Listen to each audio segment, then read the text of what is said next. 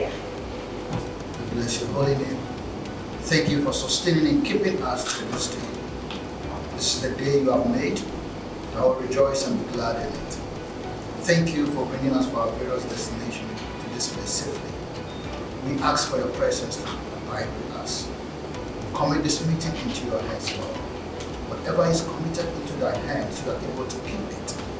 May you take absolute control and help us that when all is done, we cannot forget to give you the thanks. We know it is already done. So we thank you in Jesus' name. Now and forever we have prayed. Amen. Amen. So I'll introduce myself. I'm Regina Richards. I am also an employee of Alfreg Company Limited, but I'm at the management level. So I help to manage Alfreg. Alfreg has its partners, but me, I'm just like all of you, I'm an employee there. So we start from you, madam. So just to continue from Regina, my name is Rebecca J. And I'm the tax manager. Just recently employed into Alfreg. Yes. Any other thing? That's fine for us. Thank you very much. You're welcome.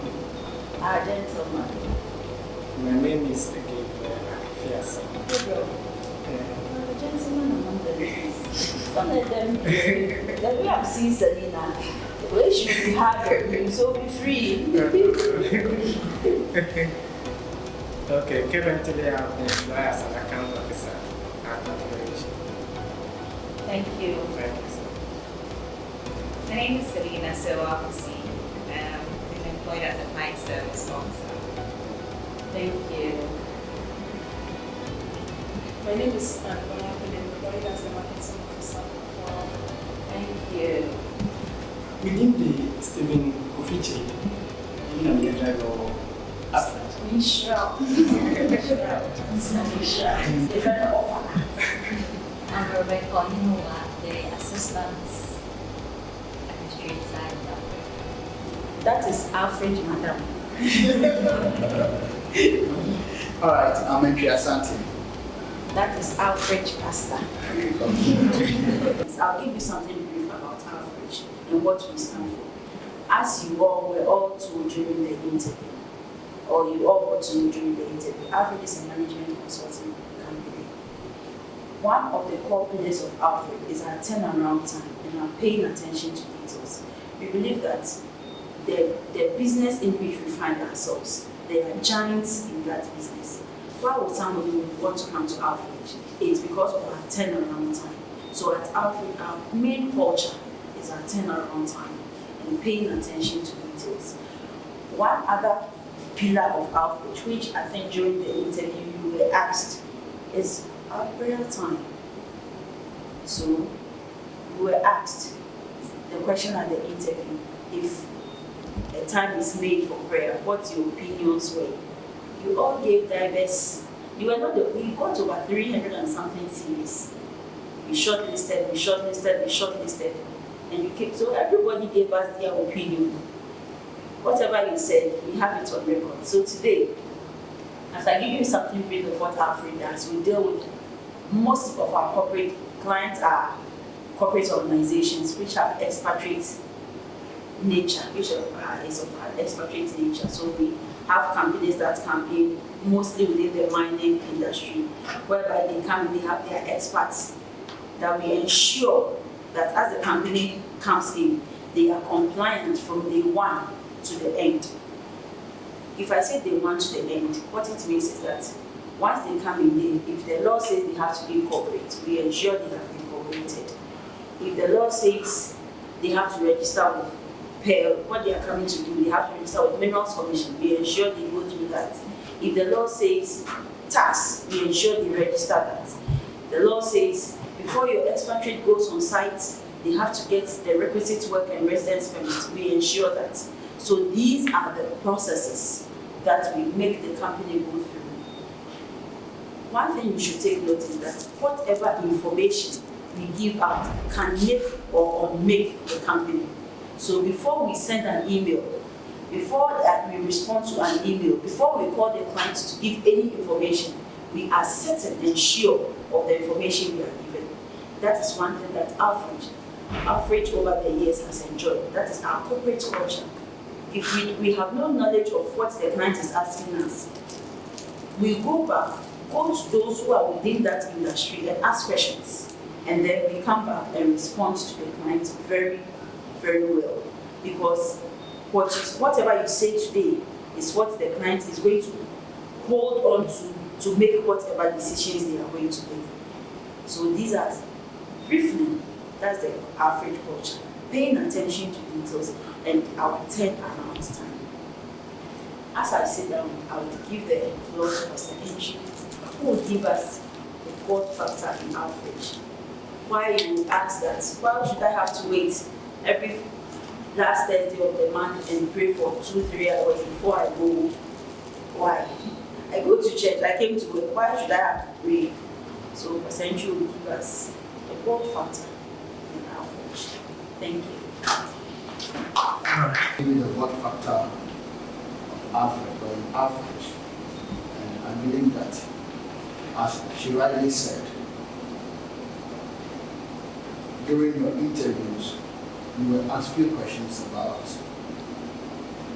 prayer, and you all responded the way you could. Alfreg has been a company that never jokes with her prayer life. Like it is said, Alfreg is an entity or an individual on its own, can be sued and it can also sue. So it is therefore personified. And we also believe that there has to be a direct relationship of every individual or everything to God. If you remember your scriptures, Genesis 1 from 1, that was in the beginning, there was a creation. But it mentioned somebody prior to creation. In the beginning, God created. Amen.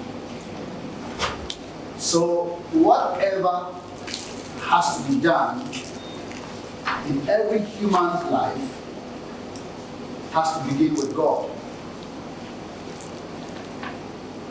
If God is taken out of the picture, then it's something else. But how do we relate to God? We relate to God through our communication, the life we live, how we relate to Him. And one of the major aspects by which we communicate is prayer. Like I rightly said, if God began everything, then you can't do anything without Him. And you can't take Him out of the process. I believe we understand that. So whatever has God as the beginning and allow God to lead the process, definitely sees change, transformation, and progress. When you look at Deuteronomy 8:18, I won't go far.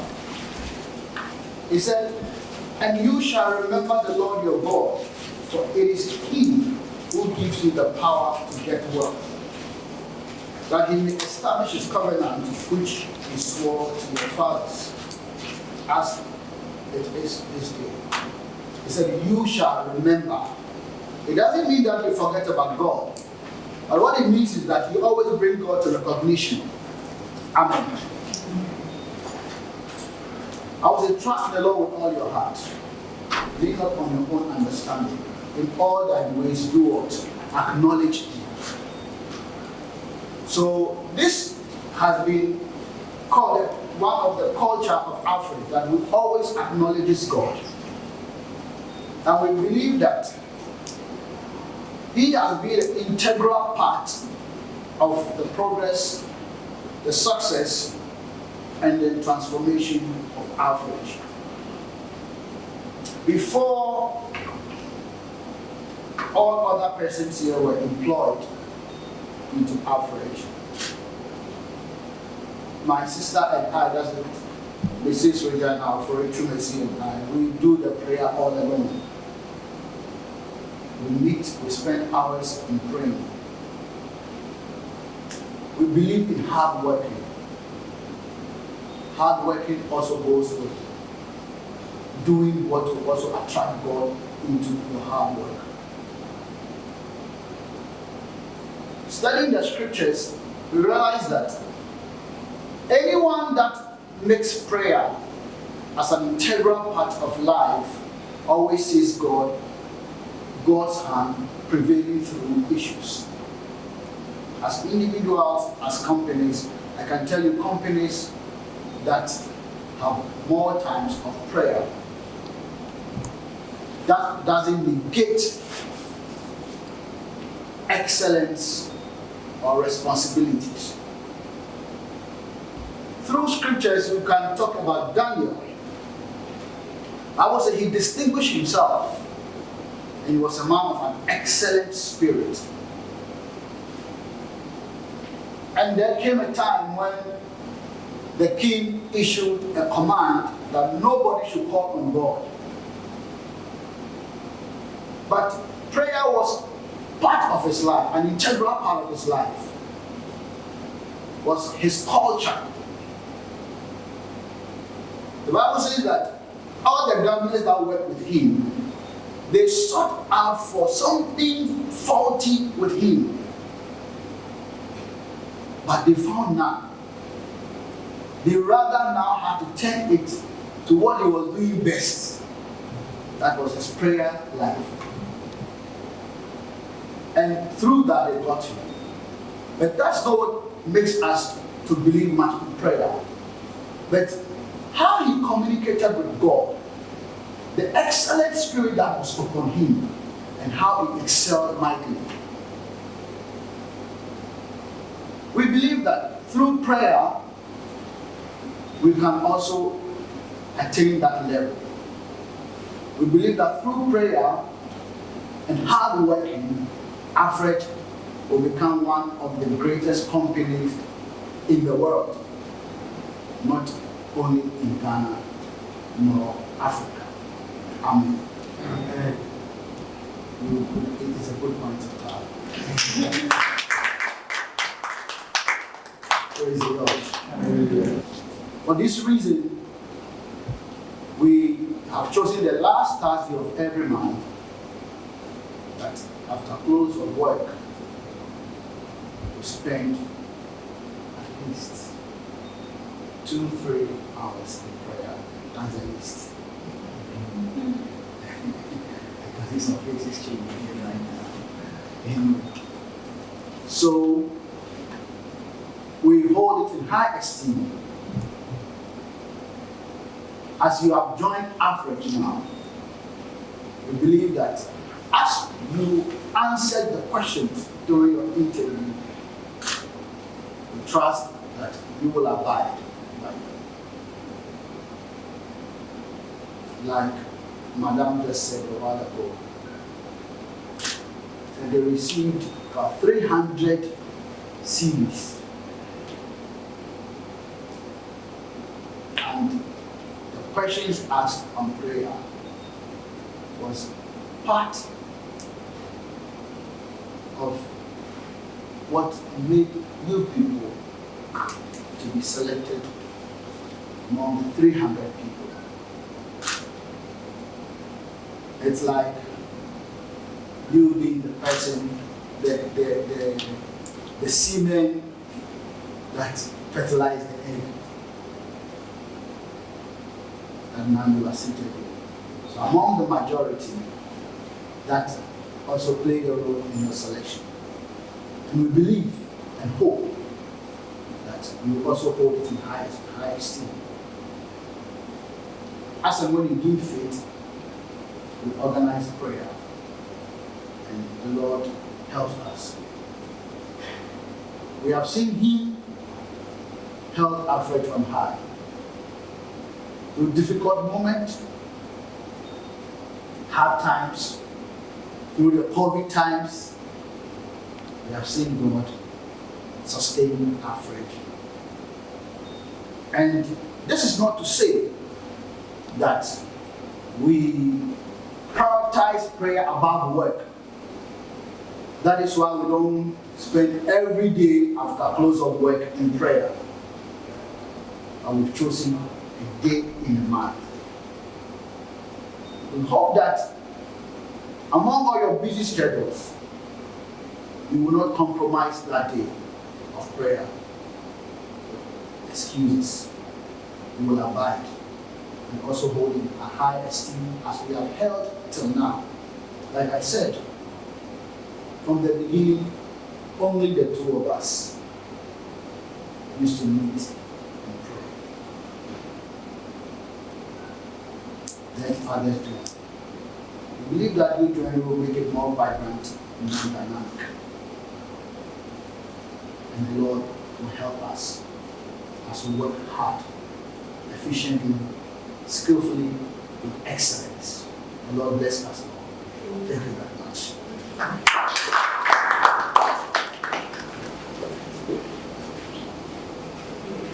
Thank you. Yes. Please, when Pastor Chi calls me my sister, that is what it is. So I really would like it to put down. So my sister, so you hear more of that. I'll call you my pastor.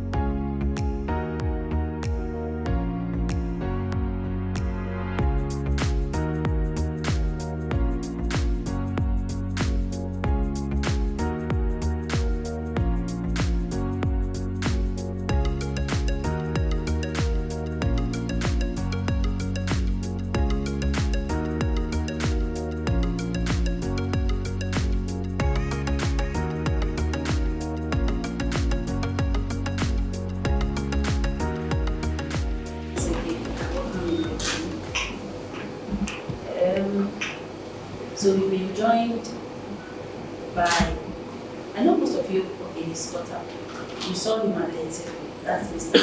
Muhammad Ali. He was at the interview. Mr. Ali is actually our tax consultant and the auditor for Alfreg. He is not an employee of Alfreg. He is a tax consultant and our auditor. So that is Mr. Mr. Ali, your people. You're welcome. And then we have also Mr. Collins and Ms. Saki from the Minerals Commission. Mr. Saki is here because the mine support companies that we handle, he is the director in charge of that sector. So if you go to Minerals Commission, anything is in respect of mine support applications, anything we do, anything, everything about mine support, that's the services we provide, it is within his domain. So we deemed it fit to bring us up to speed because there have been some new laws that we are yet to get even ourselves acquainted with it, to be able to advise our clients on it. So we brought him here, we gave him an hour. So he will do 45 minutes and then we'll have some 15 minutes question time if there's anything for that to continue. You saw, as I said, Minerals Commission has another program here, so we would like to quickly run away with this. And so we'll give him the program and say, please, we are ready for you. Thank you. Thank you very much. Second speaker. Once again, my name is Collins and Ms. Saki, as she said, and I work with the Minerals Commission. I've been asked to say a few things. The editor, I was not told that I was going to talk about support services and the laws, but I thought it was general. It's like it's general, so you interject it. Yes. So I'll see what. But I'll begin with a story. What I call my story. A little something I learned some over 30 years ago. As a student, I went on an internship. When I was a student at the university, I went on an internship at the then Ashanti Gold Fields. When I went, I was sent to the plant. At that time, they called it a PT, a Bora treatment plant. And as it's often that you don't go there alone, you go with some of my colleagues from Tech were also there. And some of them, we sat in class together, so we knew ourselves. So when things were three, two of them were put in the chemical lab. I was put in the metallurgical lab because of my background. So because we knew ourselves from campus, we forged immediately to relationship. We go out for lunch together, then we come back. One afternoon, when we were returning from lunch, we came back, mining area. It was where we were put, was where they grind the material and they eventually recover the gold from it. So the gold house, the smelt house was also in the same area. So it's heavily guarded. We went out for lunch, and when we were coming back, we were walking leisurely. When I got back to the metallurgical lab, the supervisor there told me that the general manager, we call them mill manager. The mill manager was the one responsible for the plant and everything. So the mill manager has asked that I go home. When my other two colleagues also went to the chemical lab, they were given similar instructions. That the mill manager said we should go home and come back the next day. We were worried. We didn't understand. We said, that is the instruction, go. So we went, before we packed our things and went home, came back the next day. Now, what was our charge? It wasn't that we were coming back from lunch late, no, but we were on time. We left for lunch when it was due for lunch. We were returning, also we were within time, but our charge was that we were walking leisurely. The man sat in his office, you look at the monitor, then CCTV was not common. It was only in the mind that you could find such things. He looked at the monitor and found out that the three of us were walking leisurely, coming back to work after lunch, talking, laughing, as if nothing was at stake. Again, let me repeat that we were not late. But according to him, he didn't see any sense of urgency in us.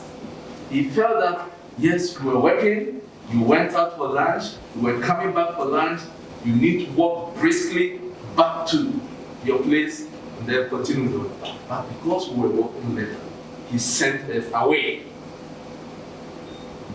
And that is my lesson.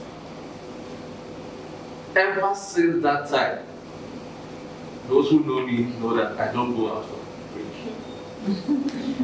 I don't eat lunch. I don't go out for lunch. If I have to eat lunch, I will eat it in my office. I don't go out for lunch. No matter who you are, you will not be. It is not possible for you to move me out of my house place for lunch. That was it. And whether you call it a bitter lesson or whatever lesson, but at that time I was a student.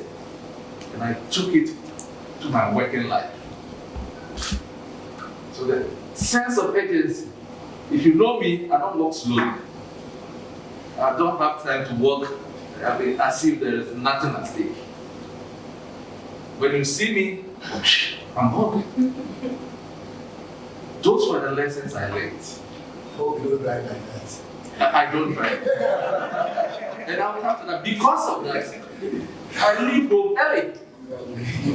I know that I live in an area where, it's a traffic prone area. If I want to leave. So I leave home at 5:30 a.m. I get to office by 6:15 or 6:30. I'm in the office. But that is also another story I will tell. I get to office that I know a lot of us do that. A lot of us also leave home early because of traffic and get to work. But as soon as I get to work, if I have to rest, I'll rest for 15 minutes, then go straight into work. But I know some of us don't do that. And that's what I hate in my office. And let me talk about it before it escapes me. That's what I hate in my office. Because you live at Amasamai, or you live at Kasua, or you live at Teshi, you decide to come to work early. So you leave home early, you get to work at 6 o'clock.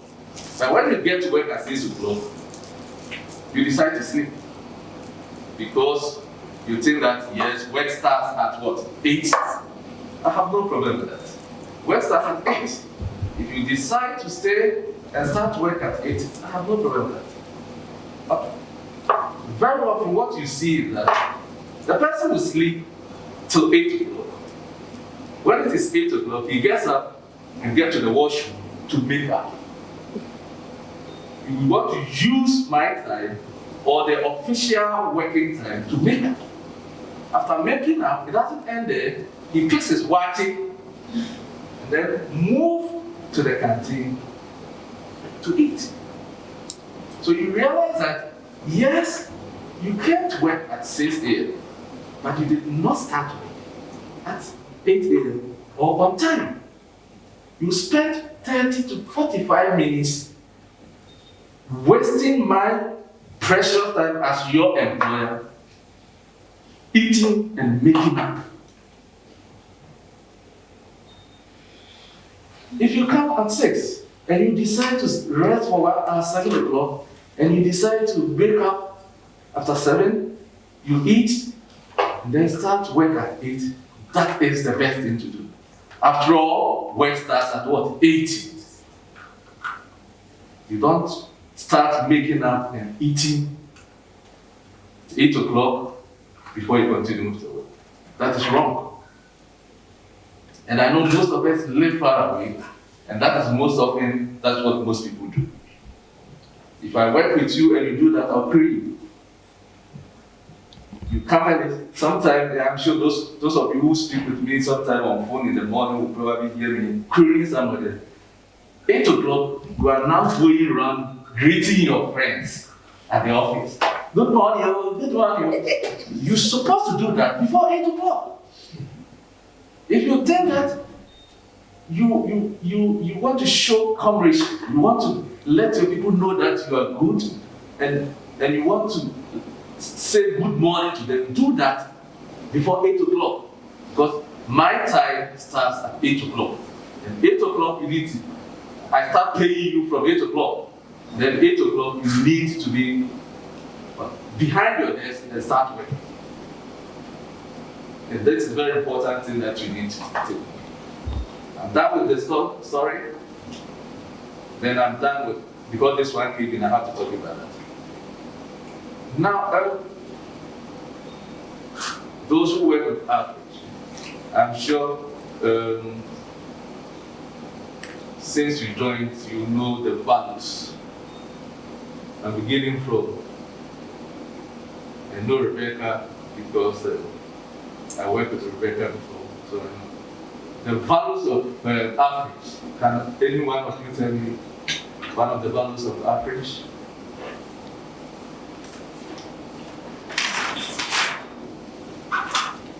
Yes. What are the values of Alfreg? You've not read them. You've not been told anything. You've not gone to the website of Alfreg.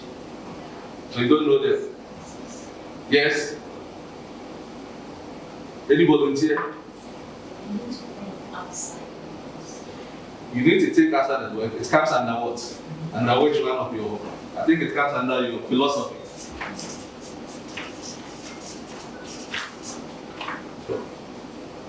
Yes. Provide quality and timely service to clients. I don't think that is listed as one of them. No. So I want the values. You have as one of those trust and respect as one of your values. Trust and respect. But you need to live the values of your organization. You work for an organization, it is not for nothing that the organization has decided on certain qualities, certain things are the values for your organization. It's because the organization wants you to live them. You are working with clients. They will call you on the phone. They will walk into your office. You will be sent to some of them. Your company wants you to exhibit these values when you go out or when you sit in the office. Respect your clients. Be trustworthy. Clients will commit their information into your hands. In your dealings with your clients, you need to be trustworthy. And you need to be respectful. Even if what the client is speaking is what you will tell as nonsense, you the client use. You need to be seen as trustworthy. That is one of your values. If you don't know, when you go back, please get the values and live them. The second one, yes, the philosophy is also one of them. And it talks about the fact that the company focuses on its human resources. And that the company would want the people that it works with to think outside the box. Yes, the company says that, yes, I will invest in you when it is necessary. Invest in you, I will invest in my human resources, because if the human resources, my staff fails, I must fail. If my staff members are arrogant, it goes out to people that the company is arrogant. So I will what? Build up my staff, and I'll build them up so that they can think outside the box. You don't say, I'll tell you a story. Okay? The difference between an efficient person and an effective person. You can have a secretary who's efficient. Why is she so? She's efficient because whatever the boss gives to her to type, she types it. Even if the word has to be from, and the boss writes it form, she will type it form. Even though she knows that if you read a sentence, the word does not have to be what? Form. It has to be what? From. Or if it is Kofi is, and the boss writes C, Kofi C, she will also type it Kofi C. She's efficient, but she's not effective. An effective one is someone who is able to even correct the boss. When the boss writes it wrongly, you're able to correct it and do it well. So you'll be taught when you say that, yes, I will build you up and I want you to think outside the box. She wants to tell you that if I get it wrong, be bold to tell me that, ma'am or madam, this thing you wrote, I think it should be this. Philosophy.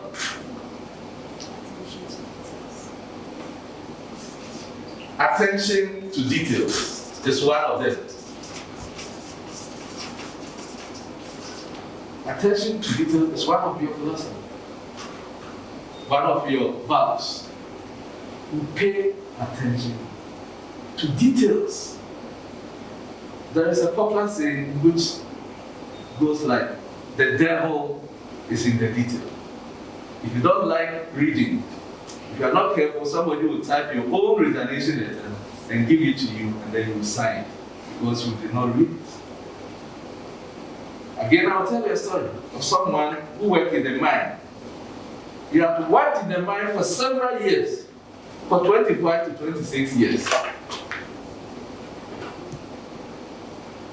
The guy who will take over from him when he is not there has been marking time for several years. So one day, the guy, the subordinate, devised a mischievous plan.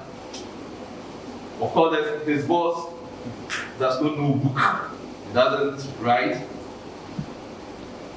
So the guy wrote a letter. I mean, they wanted people to who would voluntarily be part of those who want to go home. There was a package, so redundancy package. If you want voluntary people, those ones. So he wrote, and then gave it to his boss, and then his boss signed, and then he added it to it. So the boss was called, his name was put on the list. He was asked to prepare a list. I said, no, I have never done that. I have never volunteered. But he said, look at it. But yes, signing in there, he's signing. But I saw the woman in there, and the master. Attention to detail. If you are giving something, please read it thoroughly. Make corrections where necessary. If pages are missing, identify them. If you are giving something from page 1 to 10, and you notice that page 8 or 9 is not there, and yet you staple them and then send them to wherever you've been asked to send them to, you are not paying attention to detail. And the devil, they say, is in the detail. If you fail to read, you sign your own death warrant. It's important to pay attention to details. That is one of your own company's values. One of them is confidentiality. You work in an organization, and you are privileged to certain information. But those information is because you work in the organization. You get to know them. Client has submitted contracts and other things to you. And it has been submitted to you, your company, because your company needs that to execute certain tasks for the client. You don't use that information, that client information, to do other things. You don't put it in social media. You don't put it in other platforms for other people to see. You are abusing the confidentiality clause between you and that person. That is wrong. Everything that happens in your own organization, you don't take them out.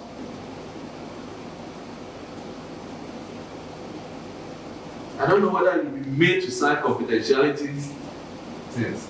Otherwise, pardon me? When they resume, you have to sign it. Yes.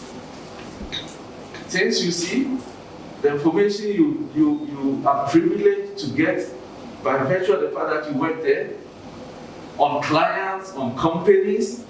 For instance, if your company is working for MTN or Vodafone, and you get to know certain information about these companies, keep them in your head. Even if your head is busted, please keep them there. Don't behave like those who say that my head is not a Bible. Please. And it is not a retail also. Keep them, please. Confidential is very key. I cannot work with you if you cannot keep little things in your mind.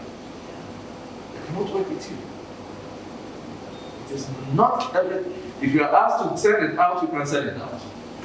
But if it is something, so if you are not being told either to send it out or keep it, keep it. That is what it means. If we want you to send any information, I will tell you, send it out. But if you have not been told, then don't send it out. So confidentiality, then partnership and cooperation. Understand is one of your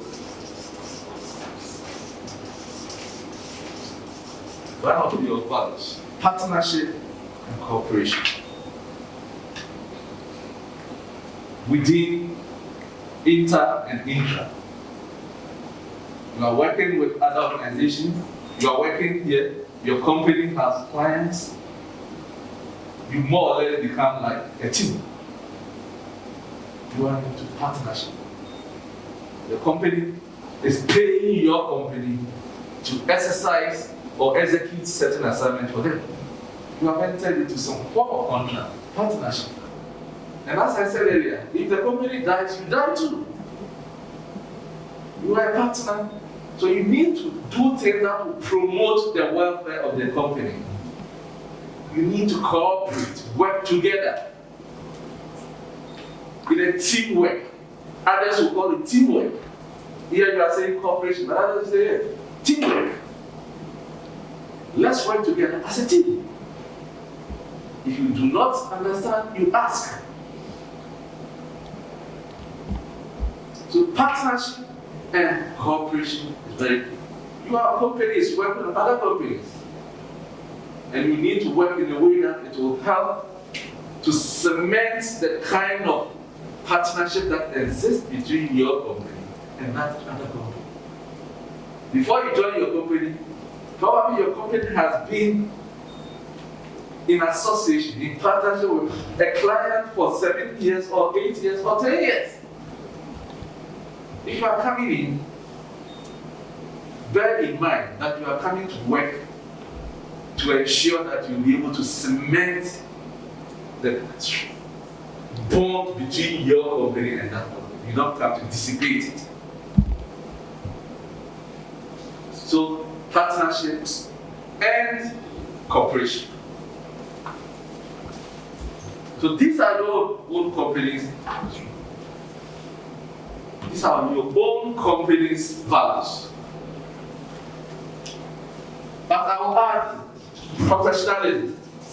I was trying to see where I would put your professionals in your own field. Whether accountant, whether secretary, or whatever. You are a professional in your own.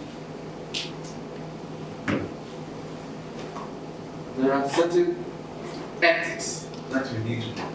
There are certain things that you don't do as a professional. The way you dress, the way you talk, the way you behave, the way you work speaks a lot. If you're a professional, every profession has its own responsibilities. And you need to know them. If you have to work, if you work with a company, you must act professional. You and your clients. No bribing, it is unprofessional. You don't take money to ensure that your company will collapse. That is wrong. If you don't come to work early, it is not professional. If you come to work early and sleep, it is not professional. If you come to work and close before time, it is not professional.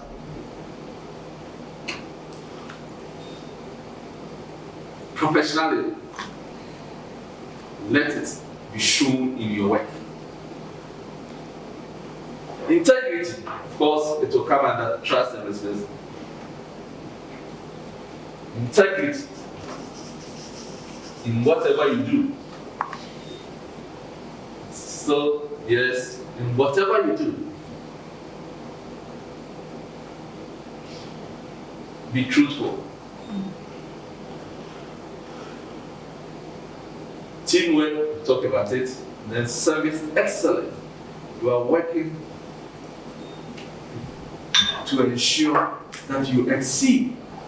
You excel in whatever you do. Don't whatever new things that you know, bring it on board. Whatever new thing that you know, bring it on board. If after 2 years, your company is still at where it is, or at where it was when you joined the company, then you have not done anything. You have been engaged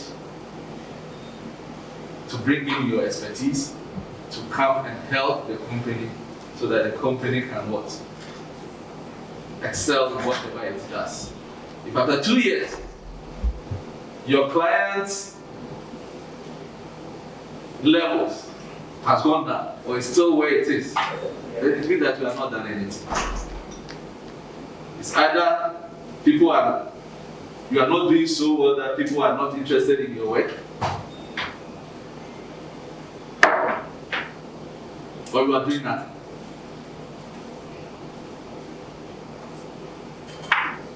So it's very important that we look at these things. So the values of the organization is very key. And the values of your own profession. If you are a secretary, I'm sure you've been taught about certain ethics, some things that you need to do and some of the things that you don't have to do. You don't photocopy things from your organization and send it to another, a competing organization. It is not professional. It is unethical.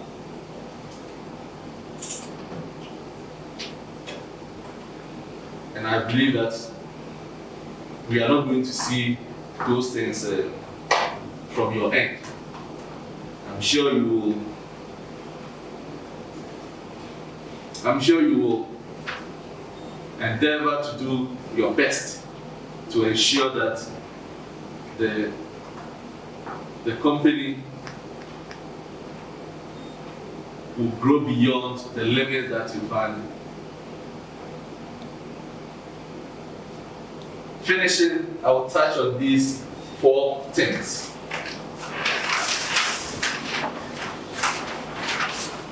Which said lies. First one is everyone, it goes to everyone, but to the leaders, the management, and you. Let us learn to listen more. Let us learn to listen more. Some people say it is not for nothing that God gave us 2 years and gave us what? 1 month. Because God expects us to be listening more than we talk. So let us listen. Listen to what each other says. Listen to what our management team tells us. And then we involve. That is also what? Teamwork. You can't do it alone. You cannot do it alone. And you should not feel shy to ask your colleague to help you if you think that you do not understand anything. If you think that you need your colleague's assistance to understand something, you feel free to ask. After all, that is teamwork. So you listen, and then you involve.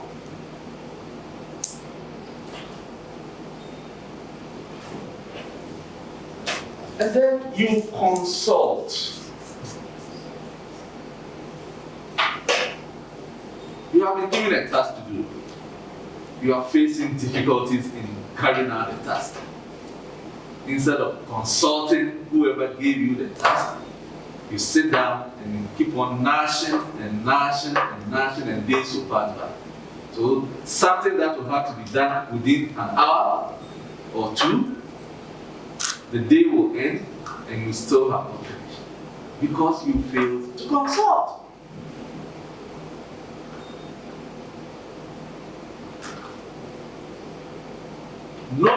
No individual is a repository of wisdom, or knowledge, or information. So if you think that you have been given a task and you are unable to then move forward with the task, please consult.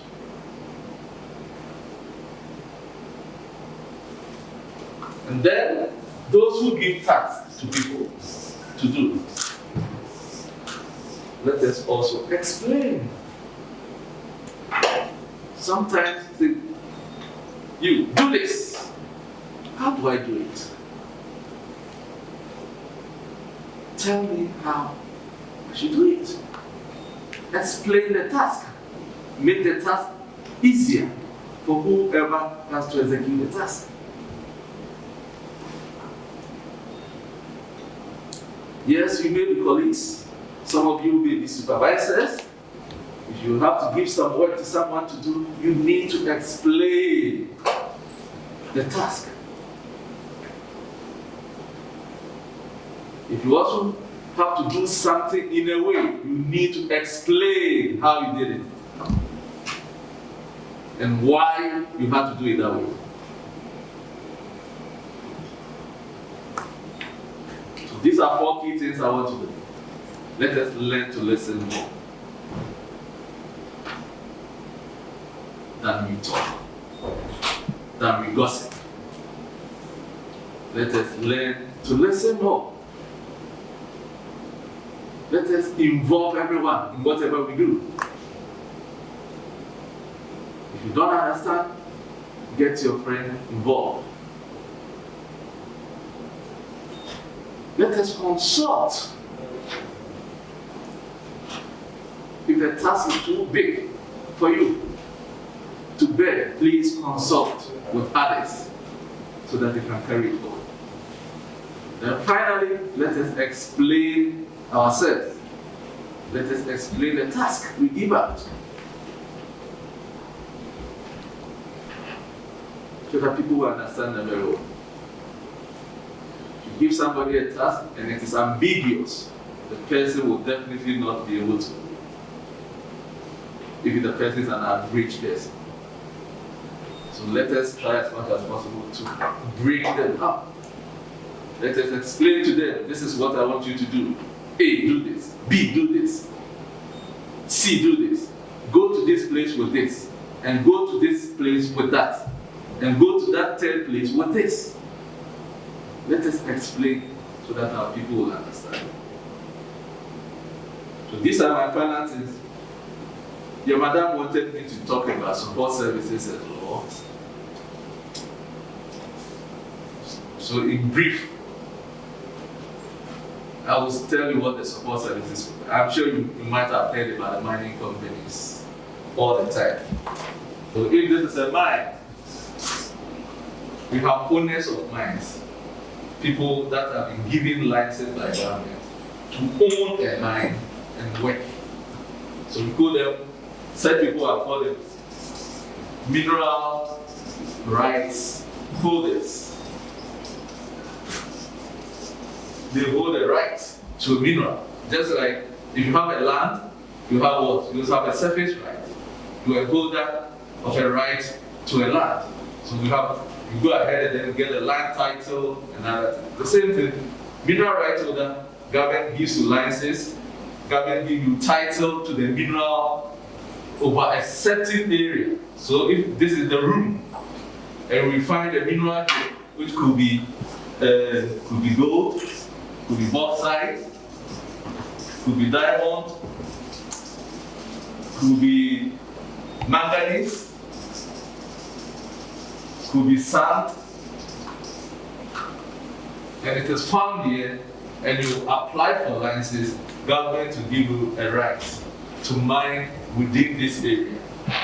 So your right or your license is specific to this place. If you use your license over this place to move outside here and work, you are doing galamsey. You are doing illegal mining. So yes. But when government has given the right to people to mine, sometimes they don't do the work themselves. So you can think of companies like Goldfields, Newmont, They have the mineral rights, they hold them. But sometimes they don't work themselves. They also engage certain companies to provide service to them. And those companies are those we call the mine support service companies. They are providing support to the mines. So you can find companies like, say, Sandvik, which is providing equipment. You can find Mantrack or Caterpillar, which also provide equipment to the mining companies. You can have a company like African Mining Service or African Underground Mining Service or Rockshore, which is what? They are contract miners. I have the mine, but I say, I'll give you contract, go and mine for me. So these are the companies we call the support service. You have the DRAs, which you people, you'll be working very much with the DRA, or the Murray and Roberts, or Master Drilling. These are companies that the mineral rights holder has engaged to come and mine for me. They come to drill. Say, yes, I want somebody to drill for me. I'll give you the contract to your company, come and drill for me. So these are companies called mine support services. And these companies, if there are expatriates with them, the law of the land is that the expatriates will have to get work permit before they can work. And that is where your company comes. So your company also enter into contracts with, say, DRA, and then provide services to DRA, who is providing service to another company.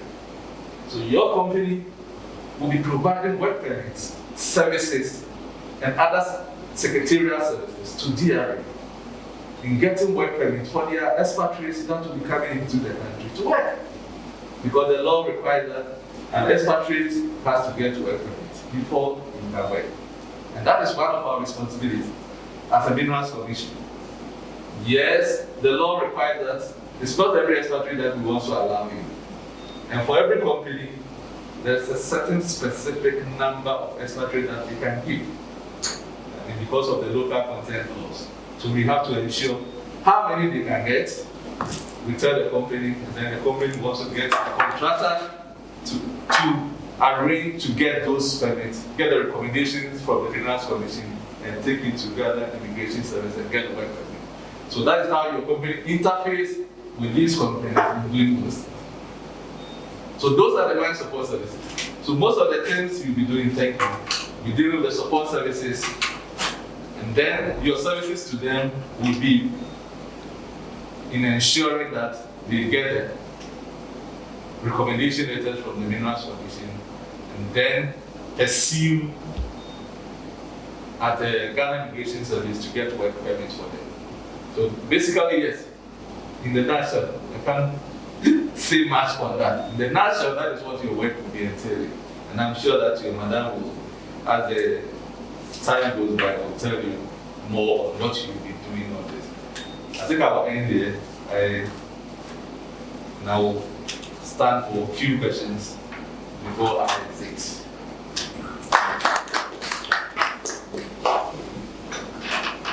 Thank you, Mrs. Aki, for management. We've also paid something for this that we should be able to involve our engagement. We should listen more, be specific, explain to details. Maybe sometimes because our employees are not able to work the way we want it because you're not able to explain.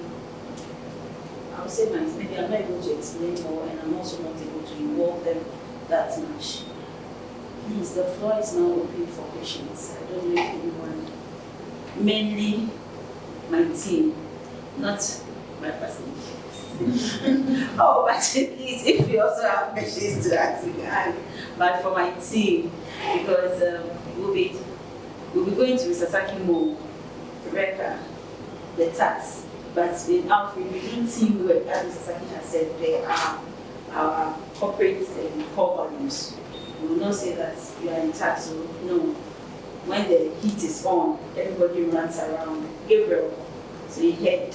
So please, if there's, but there's going to be see more of Selena and Anne, and then Rebecca, number. Are you 1 or 2? One. She's told you already that she's 1. Okay, Rebecca 1. So please, if you have any questions, the floor is open. Please ask Mr. Saki any question. It might not be maybe his presentation, but anything that's on your mind that you would like to get explanation of. Please, he has to run away, so please let's ask him all the questions. When you go to his office, it's a different level. The way he's smiling and presenting, when you go to his office, it's on a different level. So please take that advantage. This is the way that Chase shaking his head. When you go to his office, it's on a different level. So please, if you are honored to have a work environment is different from. Anyone have any questions? So Before Madam Kina introduced you, she made mention of some new laws that are in place that you're supposed to inform us. I was looking out for you to make mention of the few. Okay. I think I said that we have local content laws. And the essence of the local content law, basically there are 2 objectives. The first objective is to ensure that Ghanaians will get employed by mining companies. And they also rise to become part of the highest parts of the mining company. So the government made this law, but the law was first passed in 2012, the local content law, we call it the Minerals and Mining Regulations. And it was like 2173. So aspects of it, there are several aspects of it, talking about the fact that if you're a mining company, you can only engage a certain percentage. At that time, in this law, at that time it was 6% of your total senior staff. Total senior staff should be expatriates. So what it means that if you have 100 senior staff, then you can only have 6 of them being expatriates. At commencement, in fact, at the start of the mine, it's 10%. But 3 years down, you have to reduce it to 6%. So that's what the mining companies have to do. And here, again, I repeat, the senior staff, not the entire Ghanaian staff, but the total senior staff. And then when it comes to the mine support services, if we talk about mine support services, you realize that I've mentioned several companies here. The kind of work that they do varies.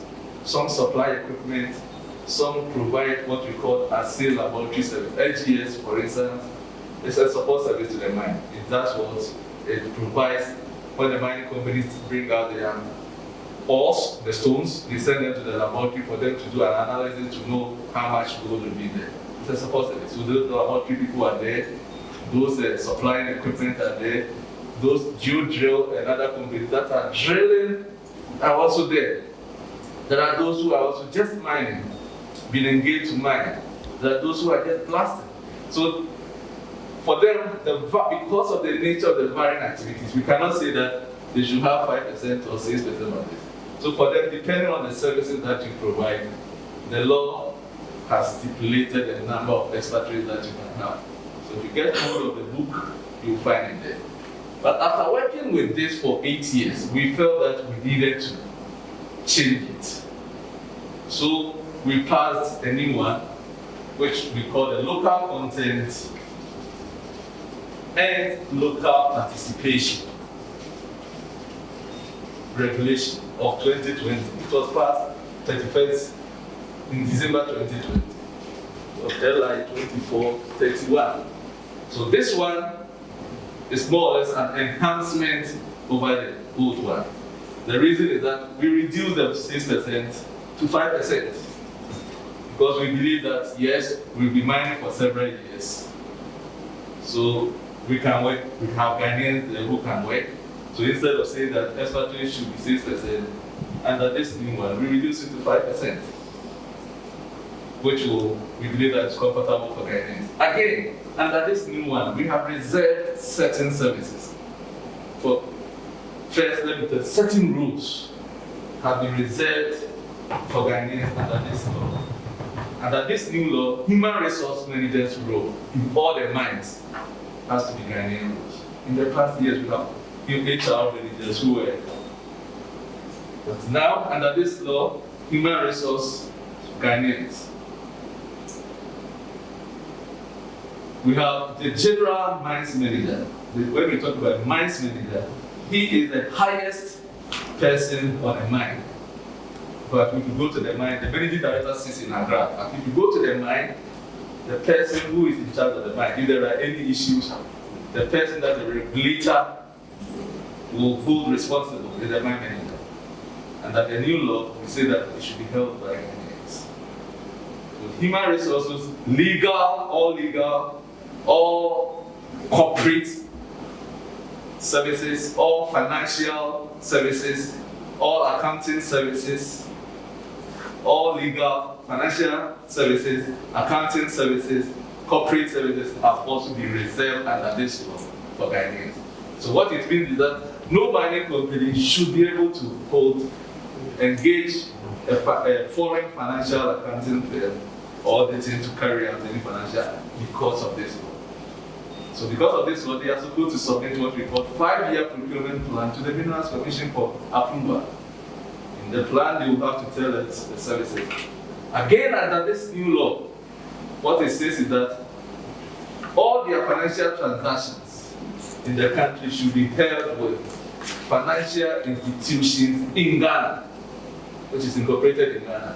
And then we went further to say that they should also ensure that at least 25% should be with indigenous financial institutions.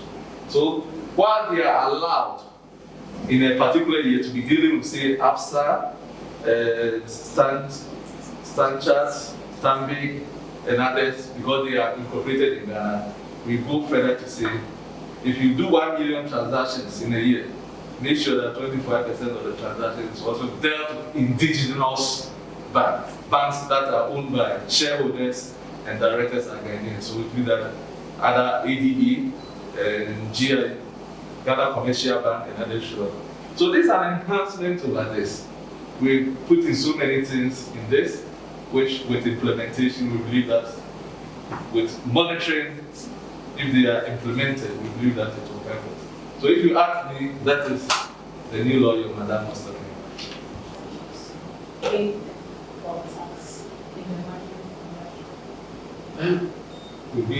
I believe Elijah and Lee will talk about tax. And people ask me, in the mining industry, what I know is that if you're a mining firm, then the corporate has 35%. So the mining companies are paying more taxes, corporate taxes, than the other industries. That's an increase. If you submit your business plan or feasibility studies to the Minerals Commission for approval, and then in your financial proposals and projections, you use 25, you will see the viability of the project. So yes, if you ask me, that's what I can say. But I believe that if you want to put details in the tax, I believe that my colleague will be able to talk more about it. DRE, when we mentioned the companies, I think that is their name. The DRE Ghana Limited. Where, what, I don't know what D and R is. DRE. That's I hope I'm distracted. yes.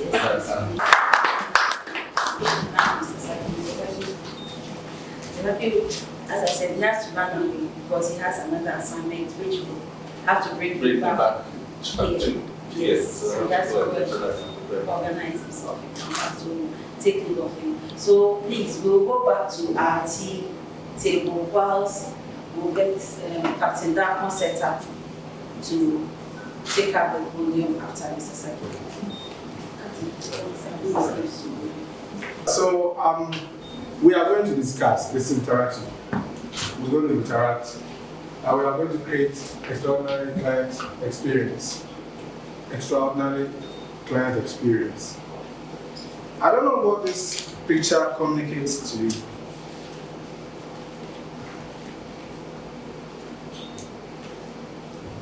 As looking at the picture, what does it talk to you about the client? And what I had in mind was to have a mental picture of how complex the client is. We are going to deal with clients. We've stopped calling them customers. But a client is anybody that Alfred feels like having a business with. So anybody that we want to have a business with, a relationship with, we are going to refer to them as. But these clients, they are very sophisticated. Today they want yellow flowers. Tomorrow they want red flowers. The next day they are smiling. The other day. So we want to create an extraordinary experience with the clients. And that is what I seek to let us have as we join Alfreg or move the company forward. But to do this, we are not in this business alone. Mr. Saki told us we have a lot of other support services providers. We are not in the business alone. What will create the product differential with that extraordinary client experience that a client will go with?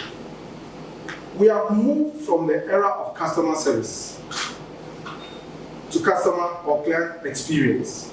We have moved. The customer service will be the smiling. Oh, why Jennifer? Why is it? Those are customer service. But we are moving on from customer service or client service to client creating an extraordinary client experience. So your client should not leave sour. But we have tools that we need to work with to achieve this or creating this extraordinary. Forgive me, the word is very confusing. So you can hear L and R mixing. But we need to create that. We are not just selling them, but we are creating an environment where he will go and then make a certain statement about Alfreg. So Mr. Saki listed the goals or the ideals of the company. We need to lead them. Politicians will not walk the talk, but we have to walk the talk. If we say we are people-centered, if we say we have a philosophy of people trusting their services to us, we need to walk it. So that is what will create that extraordinary experience for the client. But the tools we need are these three tools. There are others, but the key amongst this in creating that extraordinary experience for the client will be the people. We will come to that. The people, processes, or the process and technology. The people, which is you, the staff, you. Over 300 applications were received. Whittle down, you are here as a team member. So the people is key. If you take the people out of the equation, you can deploy whatever sophisticated technology Alfreg will fail. If you take the people out, have the very best processes, Alfreg will fail. So you are key. If you are here and you are part of Team Alfreg, you are key. The people is very critical. So the tools, the first tool is the people, the second tool is processes or process, and the third is technology. We are looking at them briefly, since we have 45 minutes.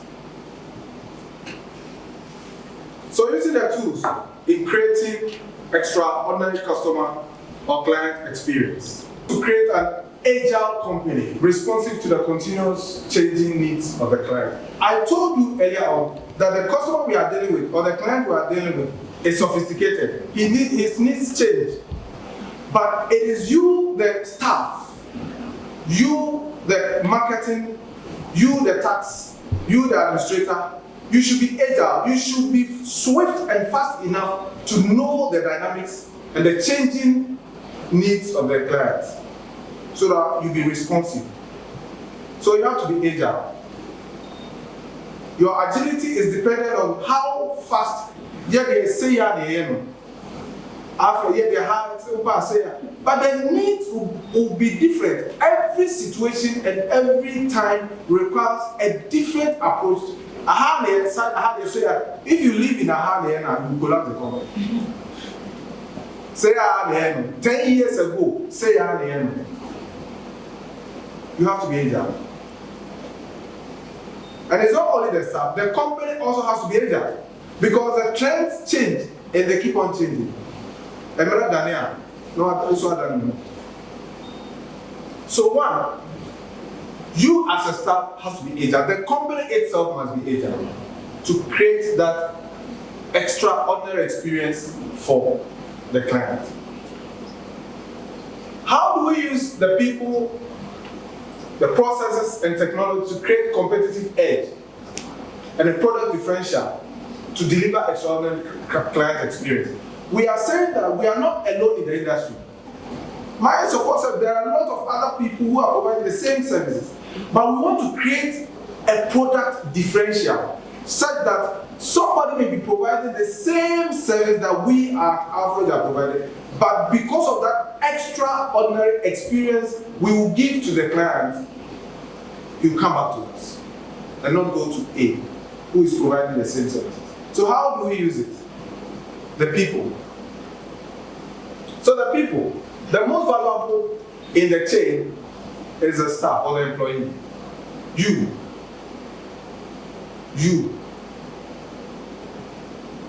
The first tool you have to use is to change your mindset. When we were going to the army, they took us to, I forgot I was even in Accra, Teshi. They said we have civilian mentality in our heads. So they took us to Teshi for 6 continuous months, no visits from outside, none of our parents, none of our friends, 6 months. By the time you come back, you think like a soldier. Change your mindset, staff. I have told you that the policy will not lift Alfreg to the next level. You have to be agile. You have to think smart. You have to know that the client you are dealing with is sophisticated. Your mindset will determine whether you remain in the wilderness or you break camp and move. Mindset. There is this picture of a horse which has a rope tied around the foot. The owner has released the rope from the standing point, but the horse was still standing because thinking that please move. Take a step and ensure that the rope, or probably the rope is not even tied, but the other people now didn't say to say. Take a step out and move. Your mindset, if Alfreg will go further and you not leave it in the way you came to join it, but you move it to a notch higher, change your mindset. Yeah, come reporting time when you come to work at 8 o'clock. He will come or she will come at 7:30. But at 8, he's now going to eat waji. Change your mindset.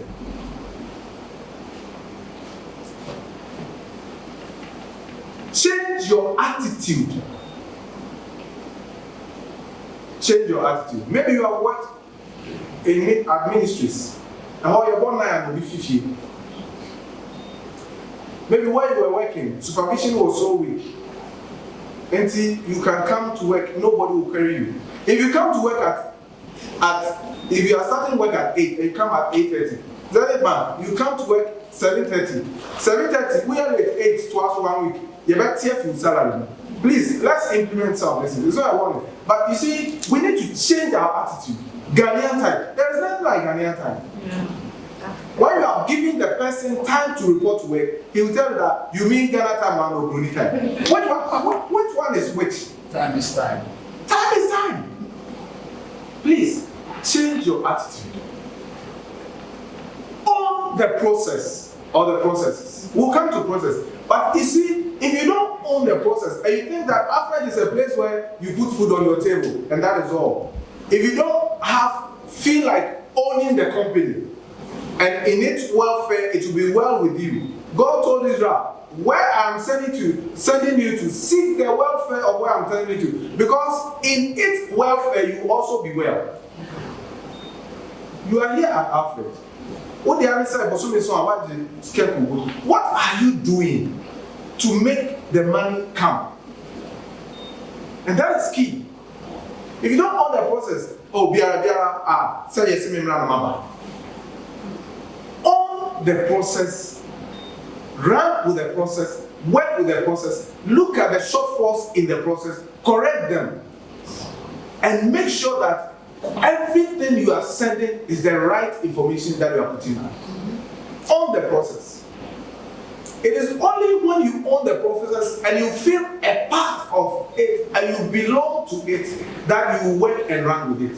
But if you think it is for Alfreg, the Alfreg, and you don't feel a part of it, you don't own it, and that whatever happens, you don't care, it will come back to bite you. Own the process. If you don't take anything away today, from what Mr. Saki has said, from what Pastor has delivered, and from what, just take away that you have to own the processes that you are going to work. Own it. Let it be yours. Let it be that Alfreg belongs to me, Kwamite, and the company belongs to you. Selling up, the company belongs to you. Gabriel, the company belongs to you, and then Rebecca too. Madam is claiming spot one. Please own the process. We'll come to process, but it should be well documented such that if I'm taking document A to point A, I know that these are the processes. I will open my eyes, as the Nigerian will say, shine your eyes. I'll shine my eyes and make sure that this thing, if I am the one taking it, and it is my company that is Alfreg, is it the whole thing that I'm taking? Or because it belongs to Mrs. Chumesi and family, we be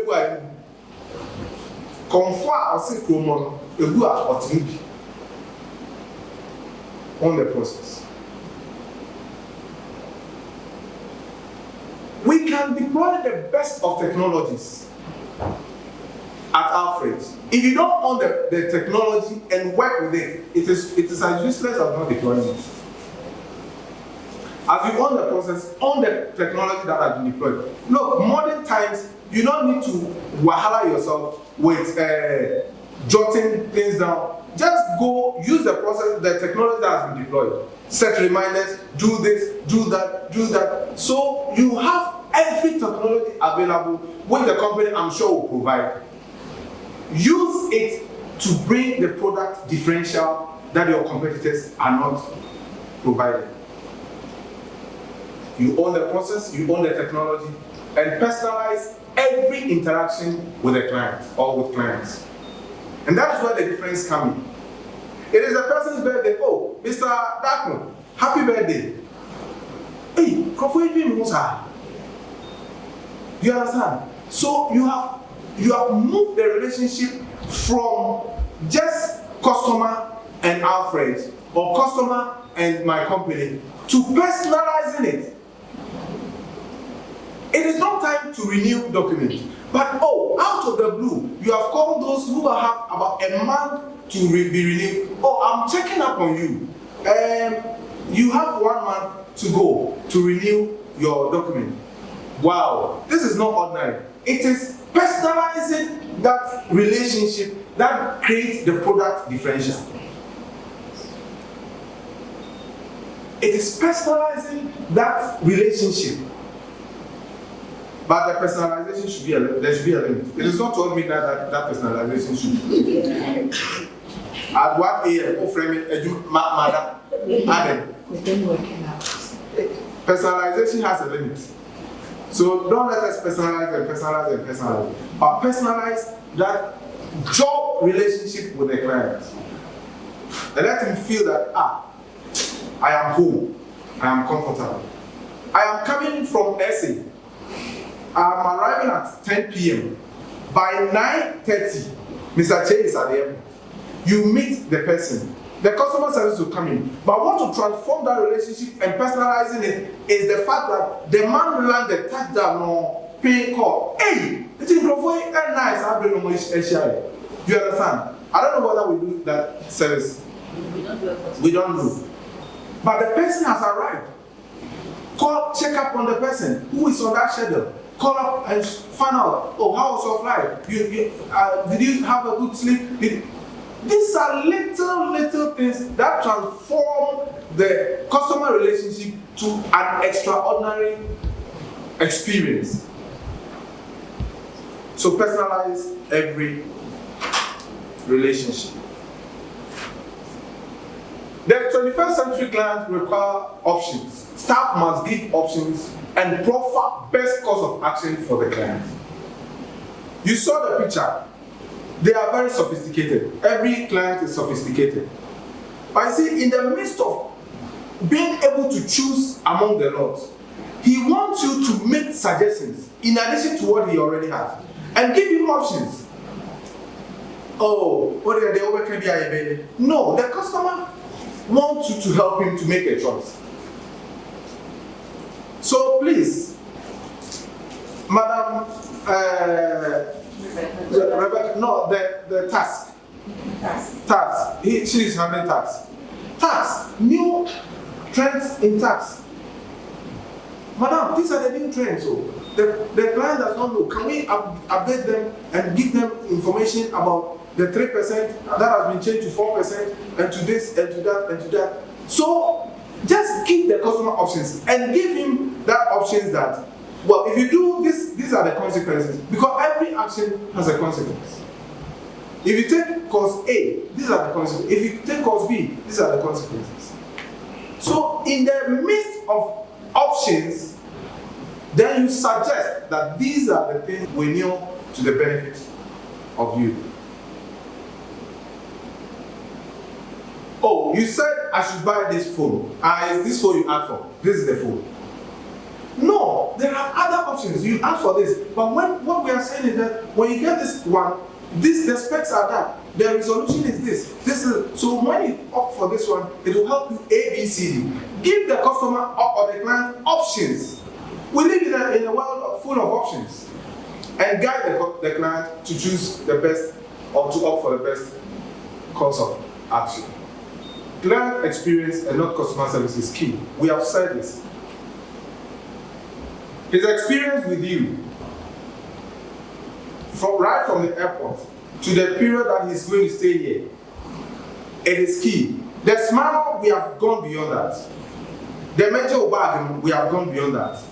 But when you took the bag and you have squeezed that in your face, it will not help because you are carrying my bag under duress. Maybe because if you don't take it, Madam will be angry with you. What the bag means will tickle Emna.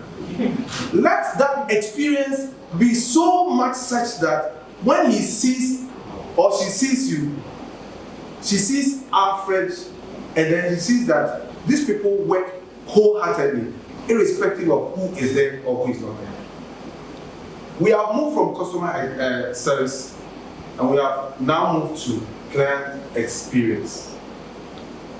You require a certain level of emotional intelligence. Not a certain level. People are not, organizations are no longer hiring people with high. After all, for degrees and masters, now it is in abundance. How many applicants? 300. They all qualified. The degrees, they are there.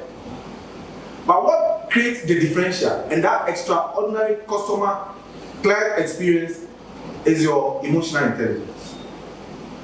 You should be conscious about your own emotions first. And yes, sir, before now the before now better you know. You have to be emotionally intelligent. Deal with your own intelligence and your emotions and carry it to the work and empathize. Put yourself in the shoes of that client and say that me person, mama me phone me.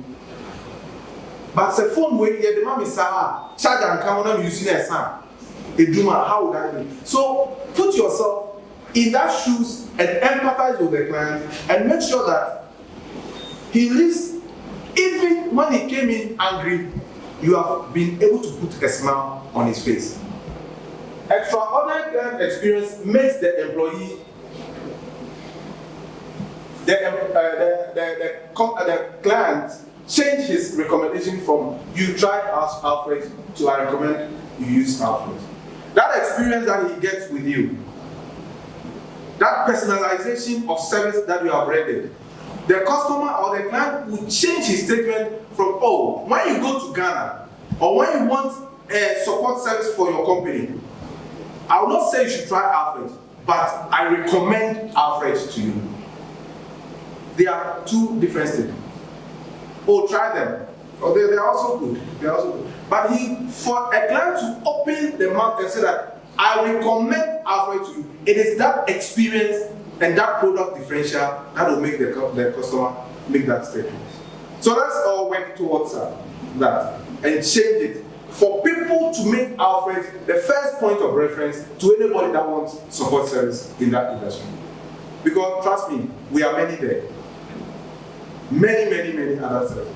But the product differential is what will make, or the experience, or that personalization is what will make the client say that use Alfreg, and not that I recommend Alfreg. Let's look at the second one, the process. I entreat Alfreg to also make the processes. Mr. Saki mentioned it in the last acronym he gave us. Please, let us document our processes. I believe we have them. So let's document well-written processes. If I'm taking A, document A, these are the requirements. There should be a checklist, clearly written out. So that if Rebecca 2 is not there, Godfred, right?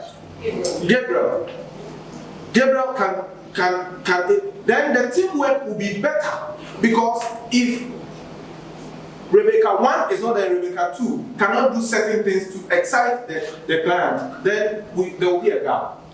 Let us have a written out process or processes. It should be well and clearly laid out. It should be easy to follow, and staff must own the process, as I said earlier. In the process regard, I would recommend that there should be continuous training. There should be continuous training by the organization to all of us, so that we are able to. Let me tell you this story. There was this man who had, let's say, Toyota V8. He was going to Tema on the motorway. The vehicle broke down. So much worried. He called the service provider. Told her that I'm going for an important meeting in Tema. My vehicle after the toll booth is broken down. The service provider says, where exactly? He said, immediately about 100 meters after the toll booth, I have parked there. They dispatched a driver, same car, to the location where the businessman or the client was. They said, take this car, the one we have brought, go for your meeting. We'll fix this car. So the man took his car and went for his meeting. After the meeting, he called them. The people worked on the car, took it back to the workshop, started working on it. After the meeting, he said, okay, I'm bringing your car. I said, no. Go home, take the car, the one we brought, send it home. We will bring your car to your house. And that is the story. The man now changed his story, try Toyota. He changed from try Toyota to use Toyota. They allowed him to use the car they took to him, took his car home. After working on the vehicle, the next day, they took it to his house. The mechanic, another scenario, your car is broken down. Oh, somebody is coming. He comes in an Uber. Okay, if Uber na meeting. Now,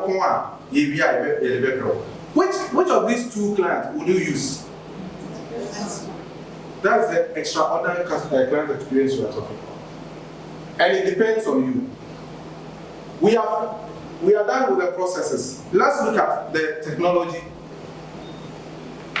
One. To deploy, we are asking the company or Alfreg to help us also work and make sure that the best technology in the industry to help our work is deployed, which I believe it is there. In my office today, wireless is blinking the eyes. The speed rate, the connectivity is so bad. Tomorrow this, tomorrow that. There's attack on our website or there's attack on our systems. No backups.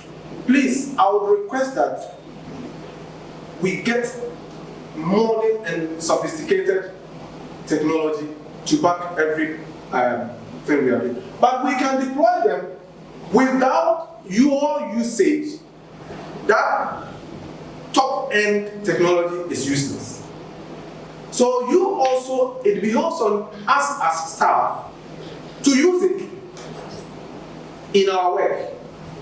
Most often, you go to offices and you see that people are using the internet to download movies, watch things that even in their home, they will not watch.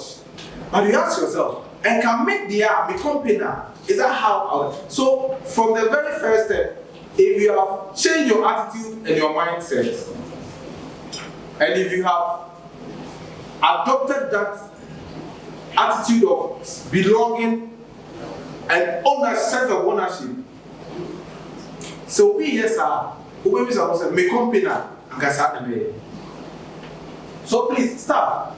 Use the technology that has been deployed, but use it in the interest of Alfreg.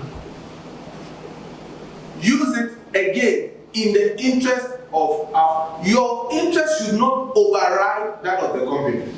Please let's note that. I see them, and I see a lot every day in the office. People, because of that, pen drive slots have been immobilized. They should be disabled with immediate effect. Because the things people can do, it should be immobilized, it should be disabled. So that company matter be company matter. You know, so or whatever. It is not company time. Mr. Saki said it. We were at first starting work at 8 o'clock. Then COVID came. Then they changed the working hours from 8 to 9. At 8, people were coming to work late. Company working hours was 8 to 9. People are still coming to work late. Now I'm saying it's in crying because their mindset and then the attitude is still there. It's our ministry attitude. Obey Juma 8. First, no, you're late, about 8:30. You are still changing working hours. I call 9. 9 also obey late. What about 9, 8 late? No. I find no canteen. I got to church. Onipa Obabe Juma. Why watch it? Wasan Abikosia Abe meet Obeta piece in Etia. Wasan be a movie. What kind of? And I see them and I go to them. They say you are too strict. And I said, what is the strictness about this? So assuming this company called boss is for you or for your grandfather, could you have survived the turbulence and your behavior and your attitude? Please, I want to charge you this morning. And I want to encourage you. Say when you be Amawasia, I'm on the corner. Somebody has said, do you speak true? Yes. The way I see your if you don't have anything for your mother-in-law or your father-in-law, don't go and steal from the little they have. What I'm saying is that if you have nothing to create a product differential, to lift Alfreg to another level, don't come and collapse it. But I know you will not do that. I encourage you that change your attitude, change your mindset, own everything that the company has. Let the company be like it is you. It is for you. And don't let it look as if I am coming to get my salary and go. So, you say 8 to 9 or 8 to 5. That's the legal working hours with 1 hour break. So that's what I'm fulfilling all righteousness to do. Please change your attitude, change your mindset. To conclude, I want to just remind you about these things. We have sophisticated clients. We are not in the business alone. You need to personalize every encounter with the client. You have to be agile to respond to the changing needs of the client. It is key for me that you own every process at Alfreg. It is also key that you work as a team, because if you work as a team, if Rebecca too is not there, Selena, there are phone calls that come. Phone by Rebecca, outside Rebecca office. Please, telephone etiquette is very key. You have given your numbers out. What annoys me most is that you have given your telephone number out. I will call and call and call. We should implement that policy of telephone should not ring more than 3 times in any office. It is us. Everybody is a customer. It's responsible for the telephone ring. And in my office, please, that is massacring teamwork on the altar of individualism. It is murder. You are murdering teamwork on the altar of individualism. I'll charge you this morning again that you work as a team. But above all, create an extraordinary client experience.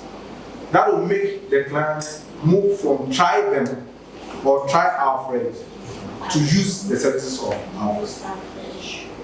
Let us work to change that narrative of try them or try Alfreg to use the services of Alfreg.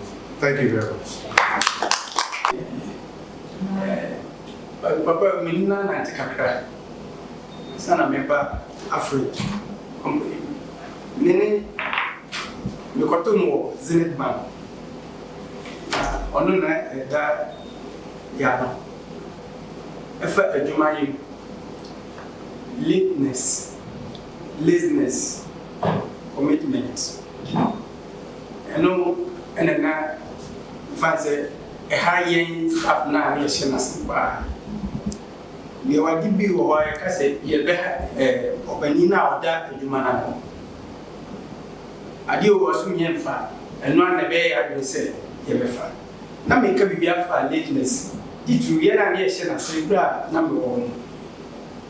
Yeah, time I was a labor. And what time what you repeat? Until about 8. Which will be senior staff number from. Your friend was so don't see again. So fancy, my friend out there again. Away, what you want, you be query. It does be who says, oh, yes, stop on that. You bet you were free, but be out one. Say, be out, to say, your penny back, maybe a cassano. What take us what? Say, be a shepherd, be a human branch, paying one, you don't try everyone because of behaviors now. You need to know you were free. As a Temacra, yet walk near Bessie, or Bessie San. Timika, you said, yea, into your home. Oh, woman say, Member say, one castle woman, and now we here. And Fanny Papa, pay account only, Pam 82, sending and said you might be too more, say, any baby in a fire. And a human, so I will say, yet, back. I've been communication, and yet you are. And that's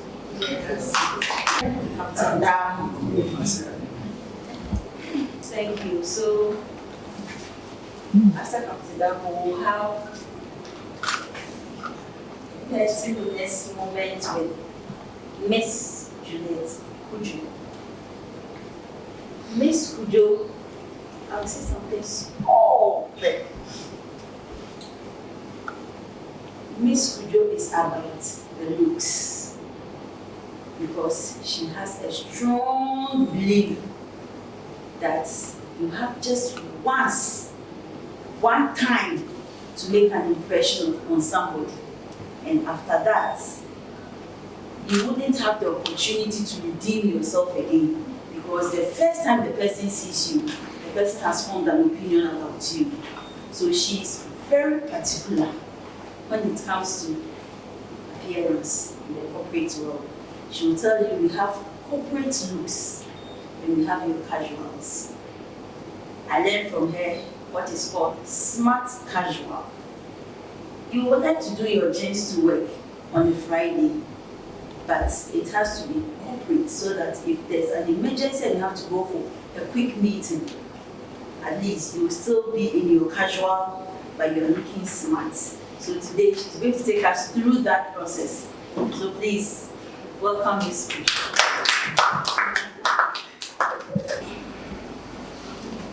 I'm very particular about the look of me, even myself, because my collateral is my look. If I appear in your office, I may have the highest intelligence, but if I'm not able to you can only know that when I talk. But if I appear before you and I don't look the way you want me to look, you go to offices. Let me show you two things that makes you know that people are attentively and they are willing to listen to you.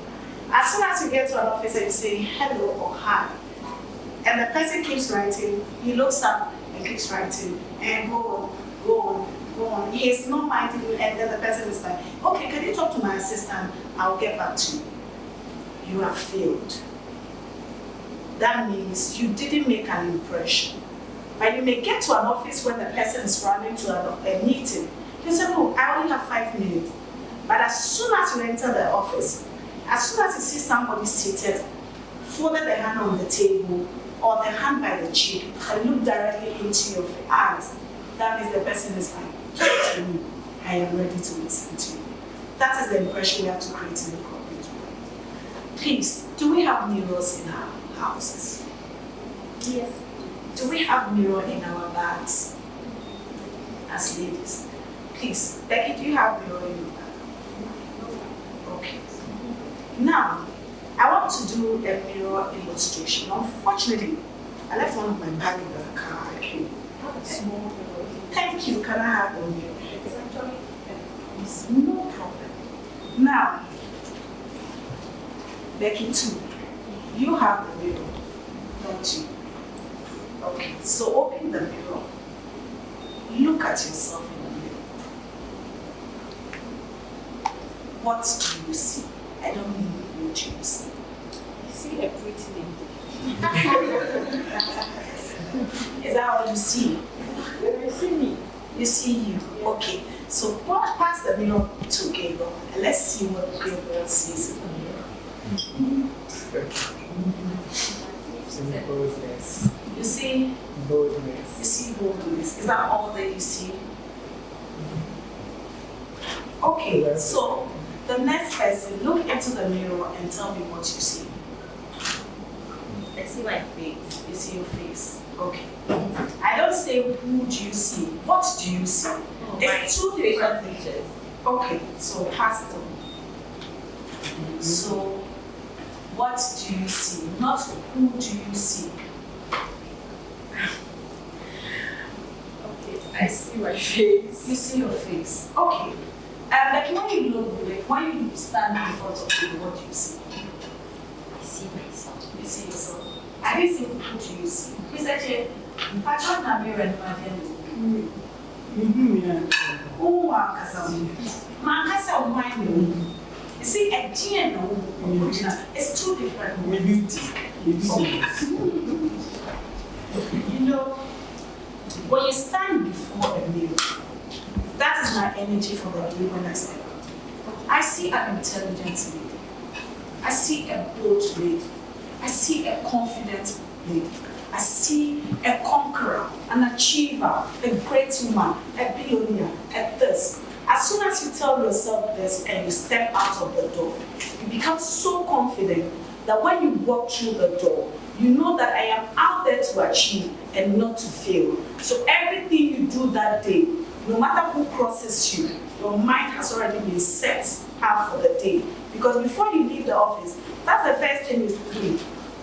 You look into the mirror and see who you see. Oh, right, somebody's like, oh, I look, I'm not too beautiful, so let me take myself like that. Somebody's like, oh, today I'm tired. They say it's Friday, casual. Office I should wear t-shirt and trousers, so that's it. I don't wear things because office asks me to wear. I wear things because I want to stand out. Everywhere I go, I want to stand out and I want to be different. If you have such a mind, when you go to people's office, you are like, I'm an achiever. So if the office wants me to go and do this, my presentation alone, not as in my look, should stand out that when I walk into the reception and the boss is even busy, the receptionist will pick up the phone and say, oh, Becky from Alfreg is here to see you. Your looks alone should make them know that this is who you are. And then they'll be willing to talk to you. But if you dress shabbily and go to offices, they'll look at, oh, please sit down. You go back and, oh, please, I wanted to see Mr. Saki. And so go and sit down, he's busy. Meanwhile, maybe Mr. Saki is not even busy. But your look alone doesn't even befit the office that you walked into. So it doesn't make them attend to you with respect. But if you step out looking good and you stand before your mirror and you don't just see you, but you see yourself as a CEO. So you live like a CEO, you walk like a CEO. So as soon as you have such a mind, it informs your dressing. As I already said, my dressing is my collateral everywhere I go. So if that is your collateral, you may go looking for loan and they'll ask you, what do you have in place of what the loan you're looking for? So you may have intelligence, but how do I know you're intelligent? If you see a woman selling water by the roadside and she's dirty, would you buy? You won't buy. That's how the corporate world is. I'm not a suit person. It's not compulsory to do suit. But whatever you wear, look good. As a lady, always brush your hair beautifully. That is why the bank has couch niche for their workers. Certain hairstyle they don't do. Do this, do that, don't do this, don't do that. When you see a soldier man walking, his uniform identifies him. A nurse is identified by their uniform. If you're working for Alfreg, people should stand up and say, oh, Alfreg people, the ladies that comes out from Alfreg, they are unique. As soon as you're crying, oh, that is a lady from Alfreg.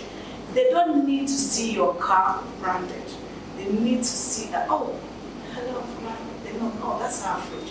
By the time you open your mouth to introduce yourself, you just have to dress and live like a CEO, and that is what makes you. And that's what branded your image. So I am going to talk about personal image branding and living like a CEO. If you do not have the CEO mind, you will dress anyhow without thinking of who you are. Oh, it's a 24, I need to go to job Monday to Friday. So I wake up, I go, I'm tired, I go. No, but if you have a CEO mind, they are focused, they look forward to put things ahead of them. They have dreams, they have aspirations. That is what you bring into companies. You don't come to companies like, I'm done with school and I have to work and I need to take care of my family. No, it goes beyond that. So that is what we are going to look at. So we are going to talk about image branding. What is an image? It is a general impression that a person or a company or a product presents to the public. It's an impression. A person, a company, or a product. So if you're creating an impression, if I am selling this water, they have an impression behind this water that they've created to attract everyone, so that they buy it. So if as I go out as average staff, what impression am I creating on myself? It is very important. That is what an image is. People don't judge us by what we see. They judge us by the way we look. That's the first thing about everyone. Until your office don't say that. Now he's free. Over officer, we say, oh wow, I like this, I like that, I like that. People get job not because they went through the interview here, but your appearance and your confidence that you use to enter the office has qualified them to get the job. It's an opportunity for you to look good.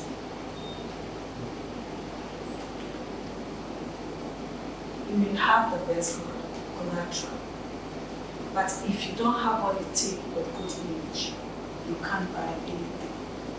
I want to dwell on the word repent when it comes to image. Repent means renewal of mind. Now, I'm taking out the re and just using the pent. The pent means being at the top.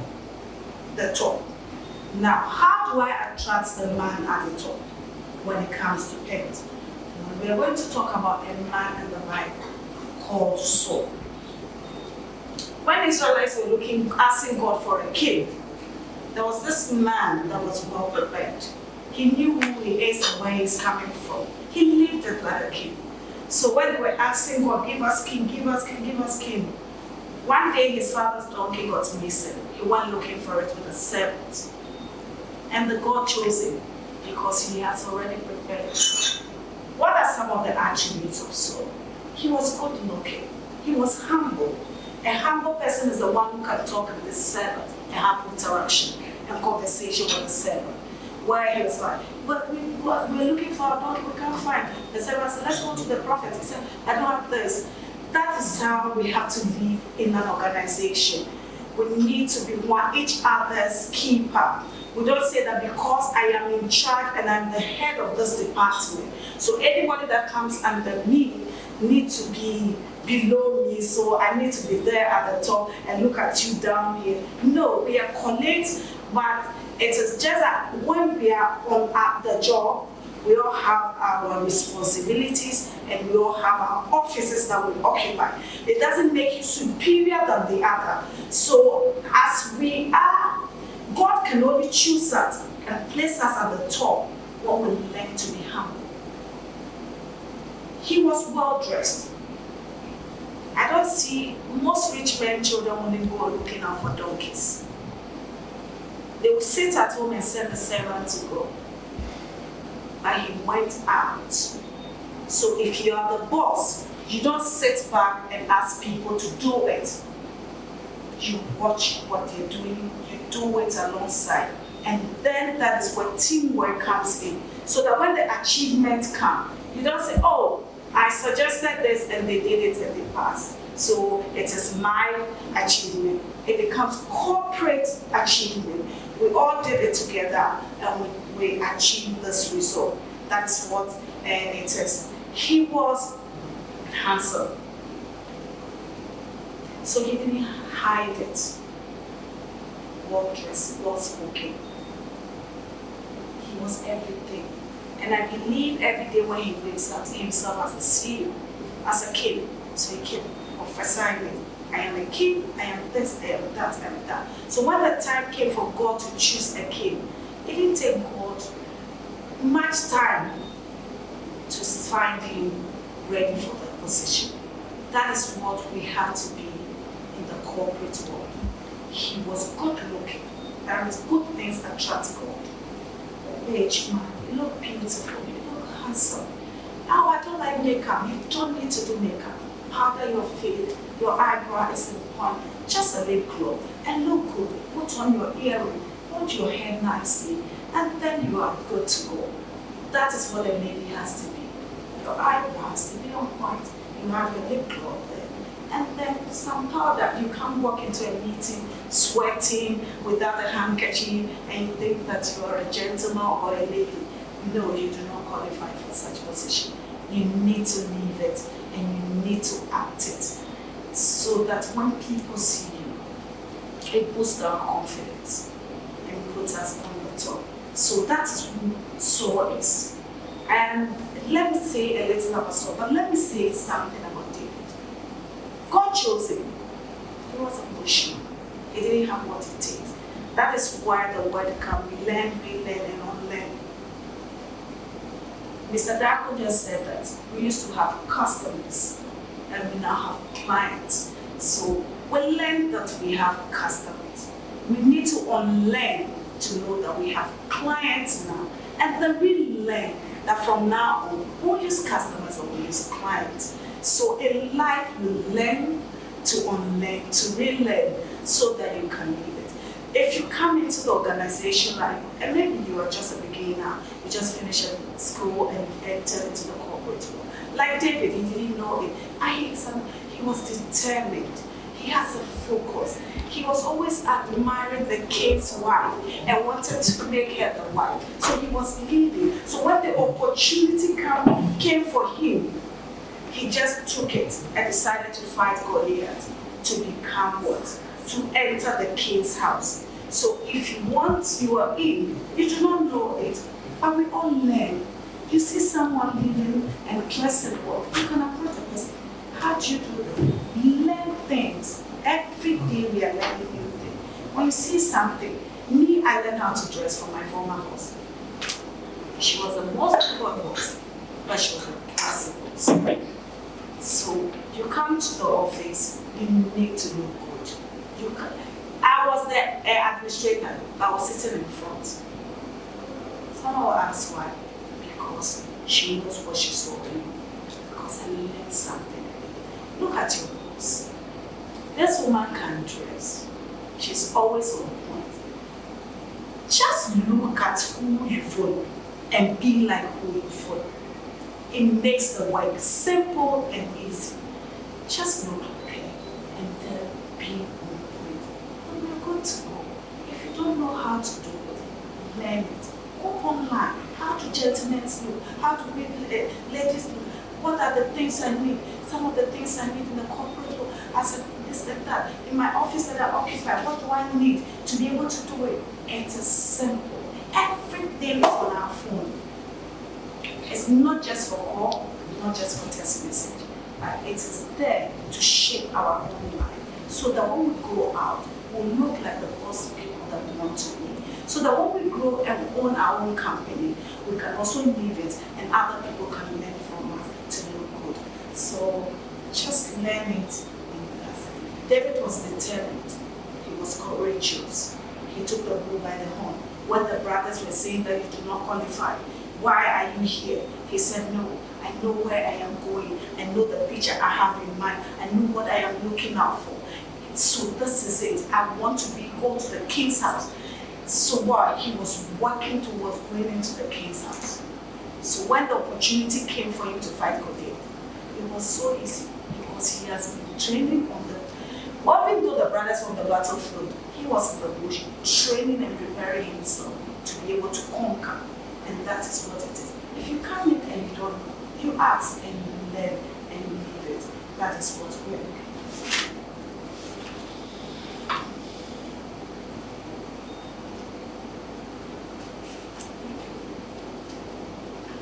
How do we sustain ourselves all the time? We need to be good. We need to always be our brother's keeper. I don't embarrass you because you don't look good, but I encourage you and carry you along with me. If I have to give for you to be able to look good, for us to achieve an aim as a team within an organization, I need to do it. You don't do it and also spread it around. That when he wasn't like this, I made him it's an insult, and God will not bless you for that. God is always looking for an opportunity to bless you. So whenever you see people that need your help, be of help so that you can attract the blessing of God from above. That's what we are looking at. I quickly want to talk about how to look in good ways. You need to be clean, neat, and clean. Your hair has to be well combed as a gentleman or as a lady. Your shoes, your sandals, your slippers, neatly polished and clean. Always. Always. You don't walk in the office thinking that somebody will not come, so, hey, no. It can be under your desk. If you're using the washing, you can quickly do that. But the front office is a place of business where people walk in. But most of the time, what you do, you always step out and you meet people. When I come to office and I am the one who always sits at the front of it, I don't come because I always sit at the front of it, okay, let me dress anyhow, I'll step out. Always be neatly dressed, that give yourself or your madam an opportunity to even send you to go out.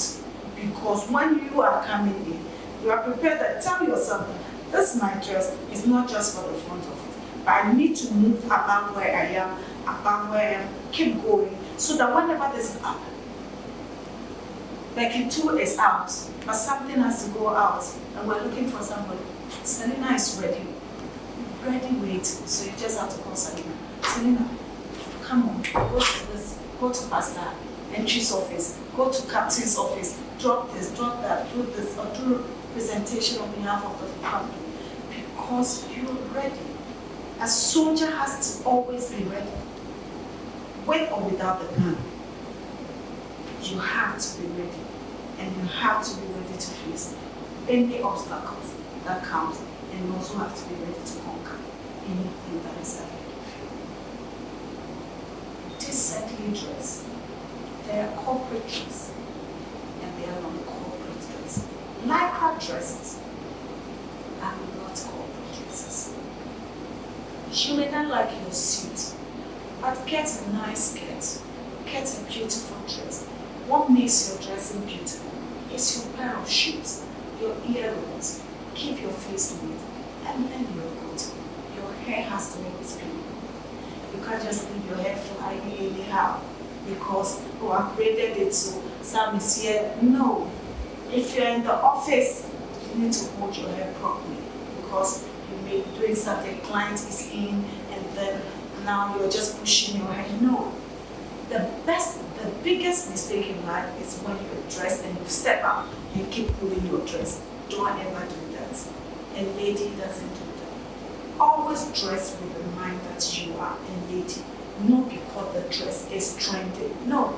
When you have a mind that I'm dressing like a lady or as a gentleman, you always look good and you always impress people. Not just yourself, but everyone around you. Neatly lace your shoes in case it needs to be laced. Neatly lace them. Don't appear at a gathering sweating without a face down. It's an error. It is not done. Always keep a smiling face. Before you say hi, be smiling. Even if the person is angry, keep smiling. Keep smiling. Keep smiling. And by the time you'll be able to catch that person's attention. And then the person will give you every attention you need. And then they will solve your problem or answer all the questions you need.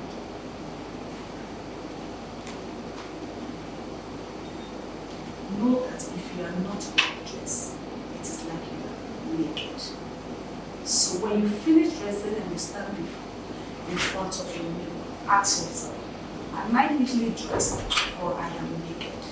It's two things. You are either neatly dressed or you are naked. Someone may not tell you you are naked, but that is it. You are either neatly dressed or you are naked.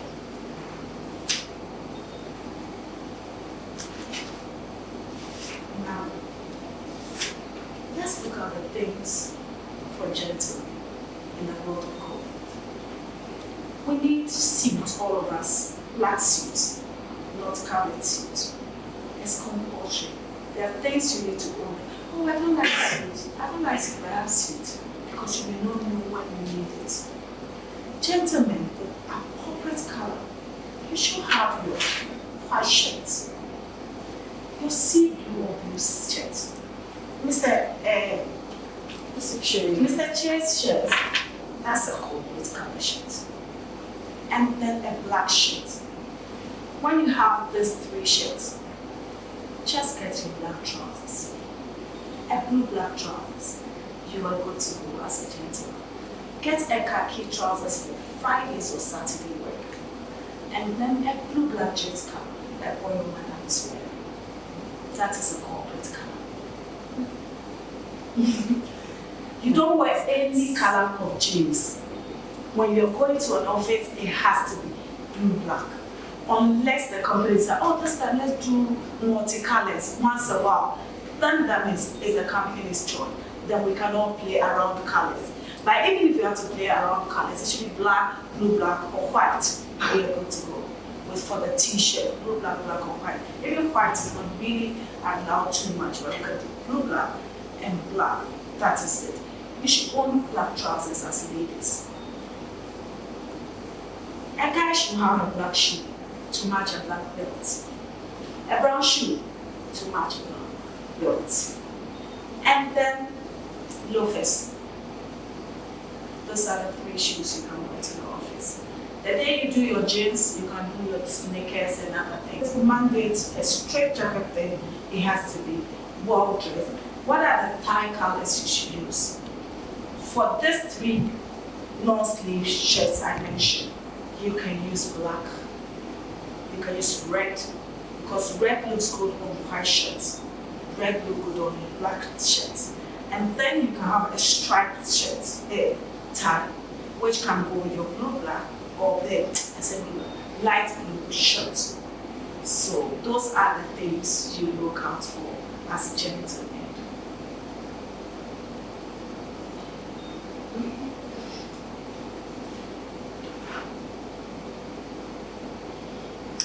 I saw something when we came in. I intentionally came in just to observe. And I'm not saying it to, we're just all having a company discussion. We're all company, we're all here. You don't walk into a meeting as a lady. Your bag, the bag, hold it. A lady should have a handbag, not a backpack. Even if you have a laptop in it. Gabriel, are you okay? Yes. Now, if you do this, and I have to talk to you, I need to look down upon you to talk to you. But whenever you do this, and I want to talk to you, I need to look up to you. So always keep your head up, wherever you go, and always be bold, and always be confident, and know that looking good is godly, and God has designed it so that He can take you to the top. Thank you. Thank you.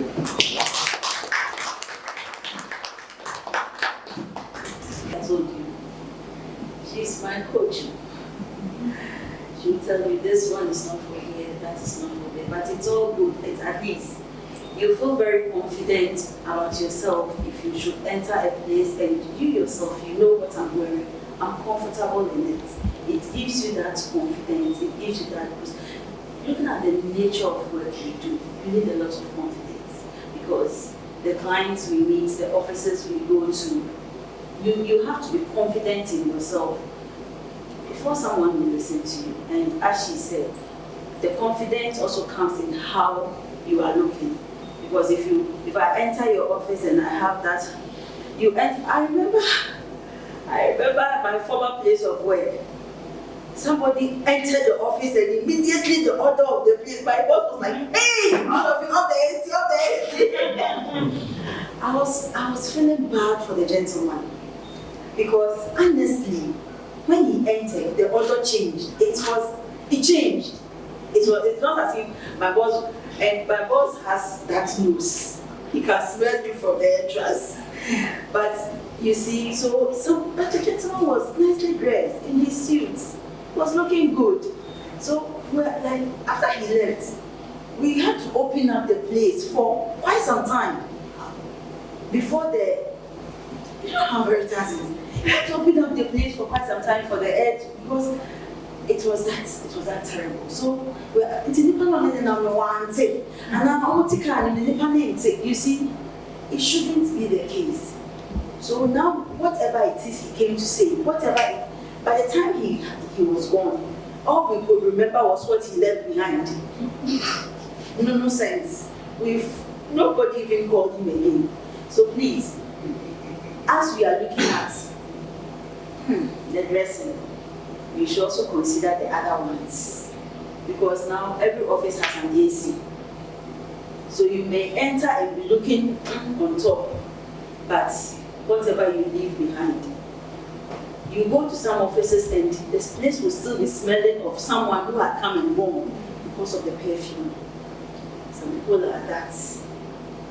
I told somebody that please stop using a particular perfume because it irritates my nose. It's not that the perfume is, but you should know. You saw some of these things, we should know. There are perfumes that are mild, calm. In the corporate world, you don't need that loud, that will read that statement. No, mild, calm. You are good to go. So please, thank you, Auntie Juliet, for bringing us. We'll be getting more of this just as we go along. And cleanliness, as she said, please. I keep locks. My hair is locks. I keep locks. But because of the work we do, I normally do not leave it because you meet all manner of people and everybody have their own perception about people wearing locks. Their own perception. So no matter what it is, I'll wrap it. If you see me and I don't tell you it's locks, you might think I have braided my hair and I have wrapped it. I'm good to go. If you want to braid your hair, you can braid your hair. But please, as corporates, you don't braid long blue and use white at the tip. Please, when you come and walk your way. Long blue and leave white at the tip. It is not corporate. It is not corporate. So please, let's keep, and when you braid this too, it is, you are in the corporate environment. After some time, check yourself. My husband will tell you after 2-3 weeks,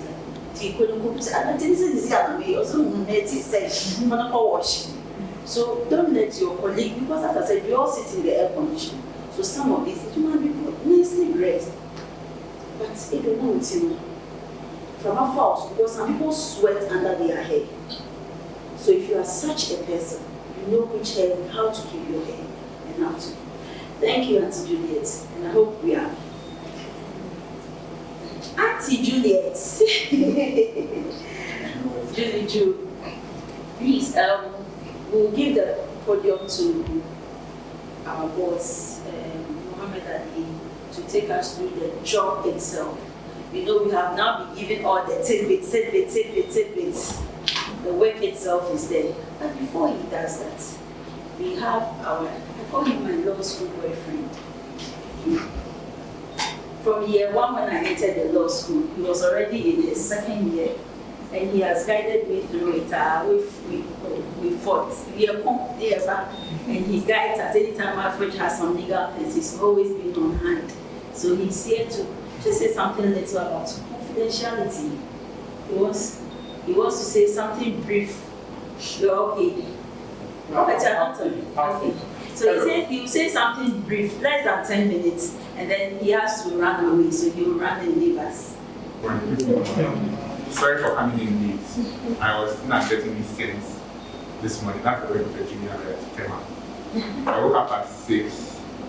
I've been there towards 11. I'm going to go and talk about 10 minutes, but that's the way. Once you're junior, you always be sent.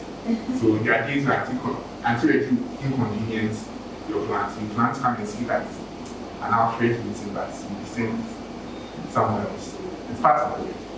I'll share 2 things, in fact 3 things that I think you need to know if you are going to work with Alfreg. The first thing I want to share with you is called confidentiality.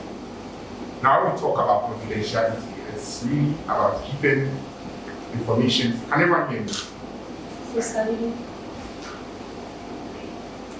It's keeping information that you get across with secret. So whilst working for Untitled or whilst working for Alfreg, you come across a lot of information. You come across information about the clients themselves, that's the clients you're acting for. You come across information about your colleagues, and you come across what we call business or trade secrets.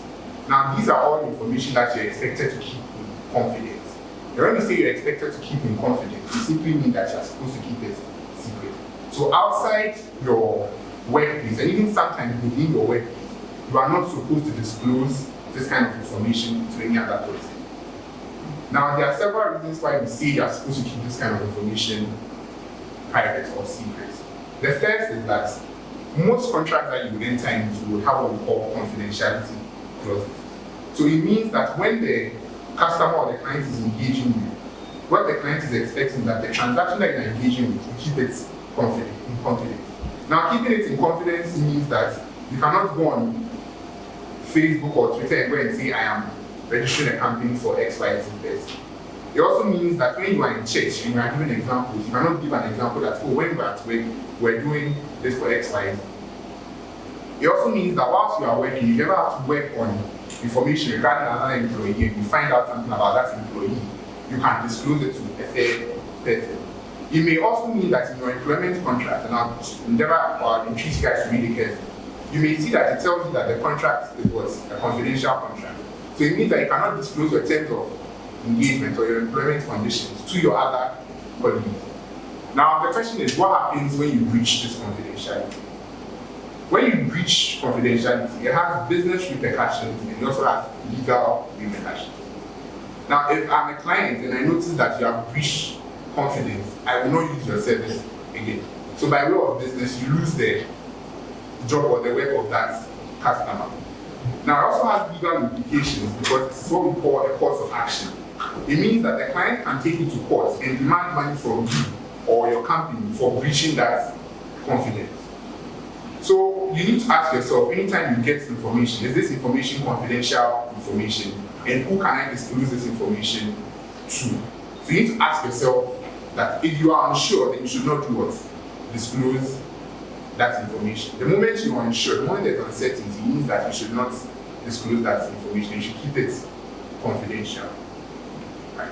The second thing I'll talk to you about is what we call conflicts of interest. Now, conflicts of interest is when there are two competing interests. In the course of working, right, in several instances. For example, you may be asked to register or work for a particular client, knowing that that client is in direct competition with another client that you are working for.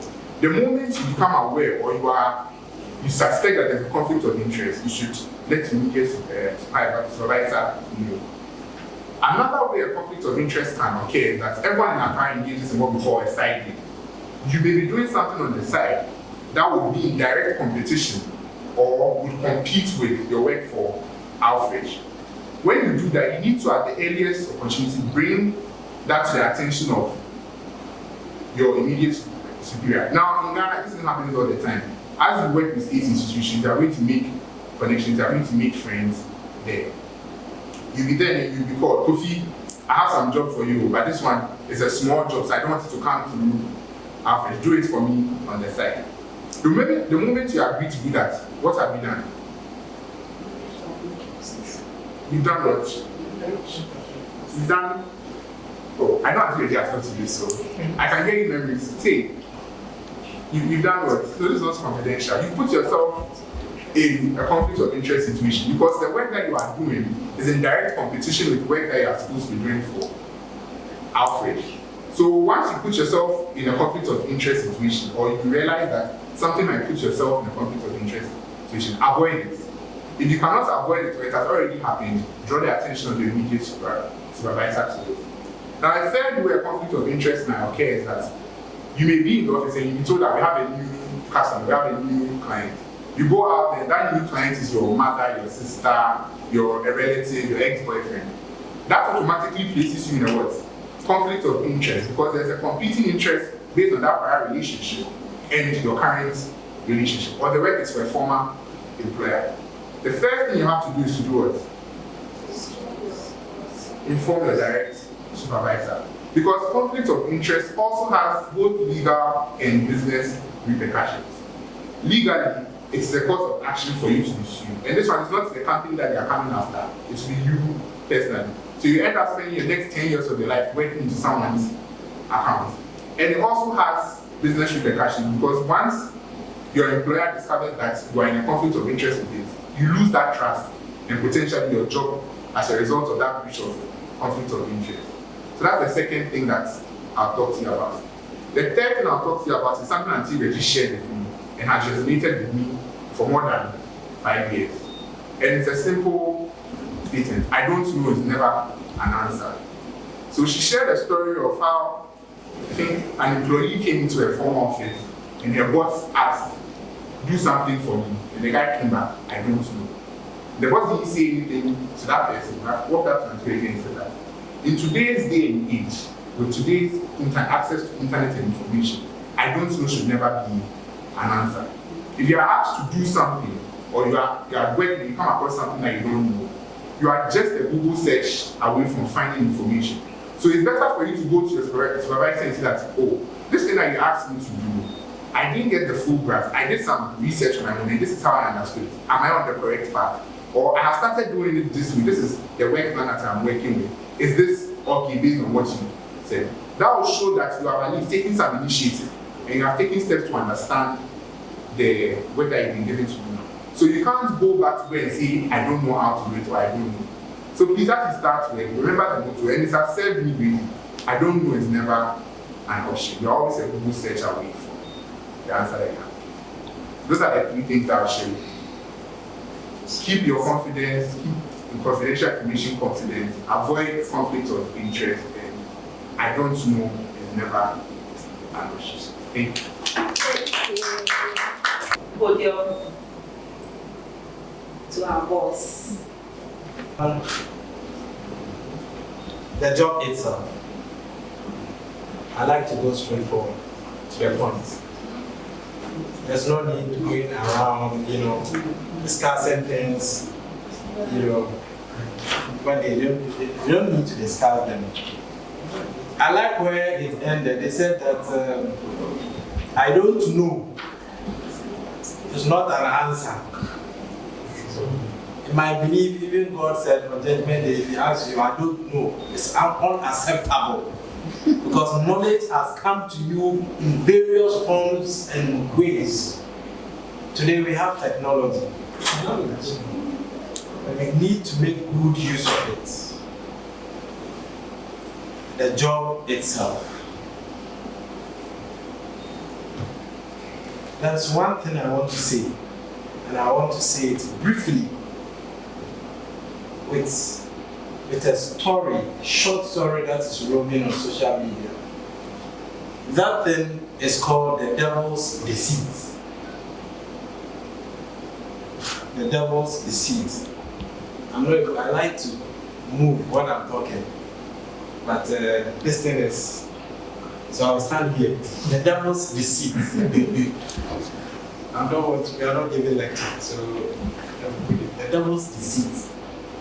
Usually, in a contract, be it for service or of service. Of service is what we are discussing here, employment. We'll be deceived by so many things, especially in a consulting firm like Alfreg. But you need to be extra careful. There was a time when, this is the story, God just decided to give us option. We don't care of what you have done. Today is judgment. Select. This is heaven. This is hell. Choose where you want to go. Choose it. Then there was this man who said, okay, fine, let me go to heaven and check what is there. He went there, he saw all the nice things that were being described. He saw them. So okay, it's nice, but before I choose heaven, I want to go and see what is in that thing they call hell. He visited. Everything looked also nice. He didn't see devil as perceived. Everything was looking okay. He said, is this what the hell is? I was told that hell is so, wretched with all sort of punishment, etc. But looking at what I'm seeing, I think it's good. So he came back. When he came back, it says to make your decision. You are in the decision room. American president office. They call it the decision room. They call it the president's office. So you are in the decision room. Make your decision. He was standing there, look at heaven, said, oh, honestly, I would want to go to hell. If the hell we have been described, we have been given a description to, is what I have seen, then we have been deceived on earth. So I want to be there. It's nice. It's not bad. I've seen some friends. So then everything was okay. Then he was giving them the key. Okay, go. Those who want to go to heaven need to go. And then the guy took his key. He got there. And then he realized that what he's seeing now is different from what he saw when he came around for inspection and checks. So he asked, now he saw the devil with the tail and the horn so described. He said, but what happened? When I came here to check, and I didn't see this, I didn't see people with wretchedness and all that. And then he said, well, the day you came, we were campaigning for members. So you see, in a job, especially with consulting firm, if you are not careful, you may be deceived by the appearance of certain contracts. What I mean to say here is, if you are dealing with clients, you need to be extra careful. Go deeper. Go a step further. Check, verify before you sign, before you agree to deal with the client. Don't allow yourself to be deceived by the looks. If you are out there speaking on behalf of Alfreg and you are given a document to agree upon, please go deeper before you present it to management. When you are given a document, when you receive a mail, please read it carefully. Because at any point in time, with consulting, you are to make a decision. It's a decision. And so if you decide wrongly, it's not only affecting you, but it's affecting the company as a whole. So don't be deceived by the looks of certain contracts. Now, if you are not deceived by the looks, how can you go straight? My next point is, I would ask you, be guided by the law, principles, policies, governance, and practices. Because this is what is happening in Alfreg. Every single activity, every single service that is being rendered by the company is guided by law, guided by principle, guided by policy, and guided by professional practices. Is it immigration services? Are you going for a work permit? There is a law guiding you on what it means, how is it done, what does it stand for. When you come to the office, as for the act, they are there. From assembly prayer, what them plenty, they are there. It is up to you now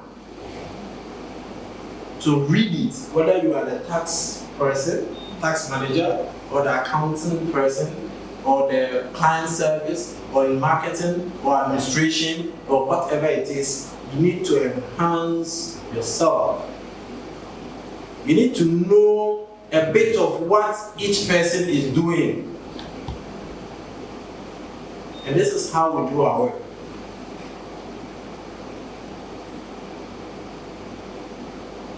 If you are stepping out, you need to let your colleague be aware of where you are going. Not necessarily the details of what you are going to do, because the person already has a lot to tackle.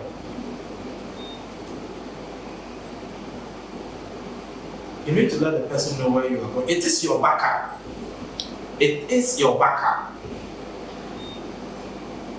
So the laws, taxation, madam, it is there. At 870 is there waiting for you. at 896 is there waiting for you. At 915 is there waiting for you. LI 2144 waiting for you. LI 2143 waiting for you. Plenty, boss. IFRS.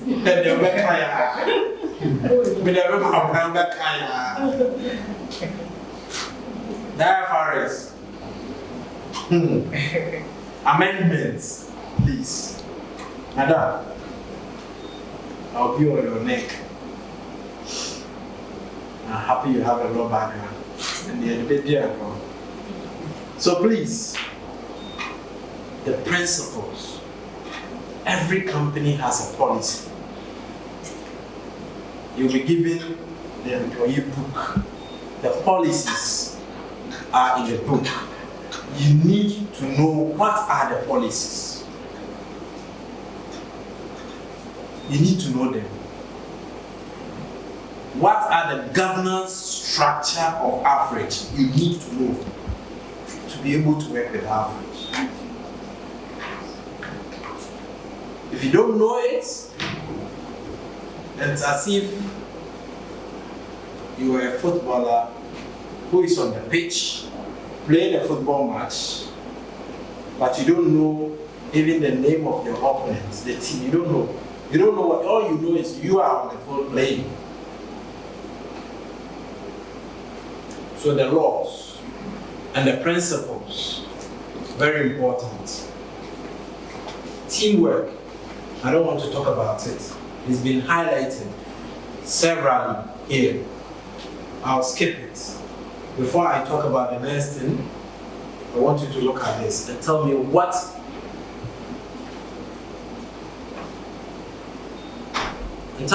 you are seeing.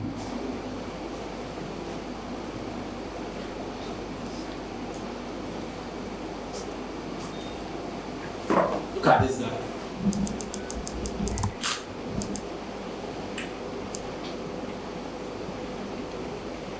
Look at it carefully. What do you see? What comes to your mind? Yes, what do you see? Multitask. Okay. What else? Time consciousness. Okay.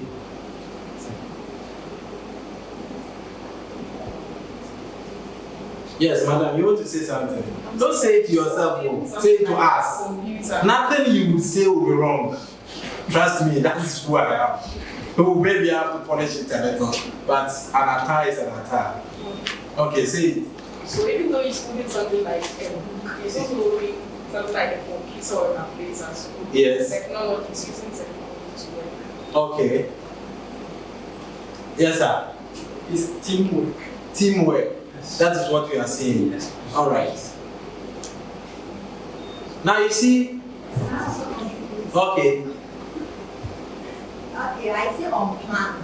On plan. Yes. Right. And a little clumsy. A little clumsy. Added up to the on plan.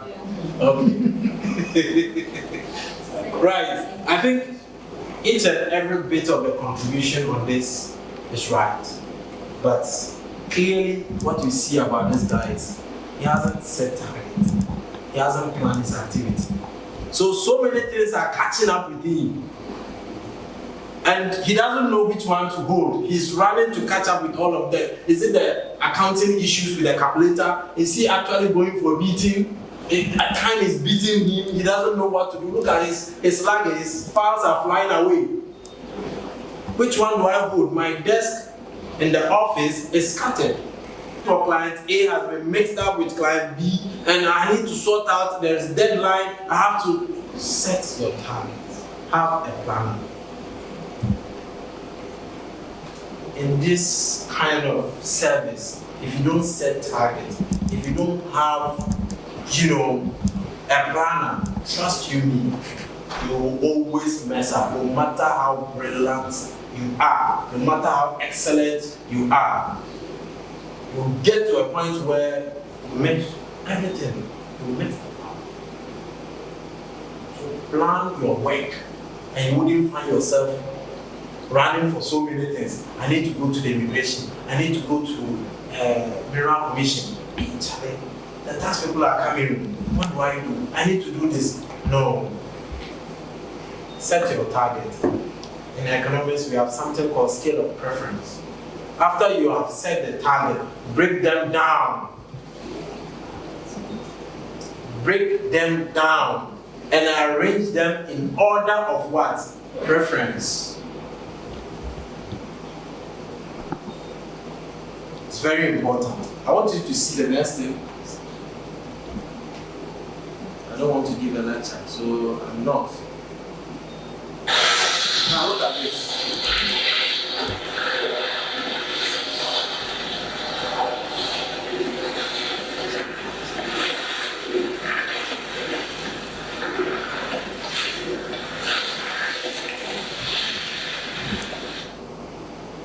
Should I repeat?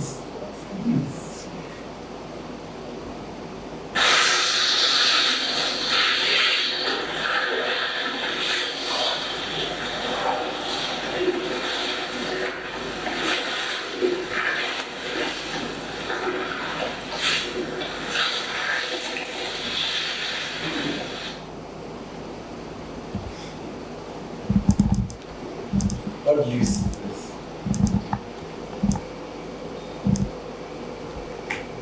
I should repeat the last time. It doesn't need repetition, right? It's a short video. What do you see?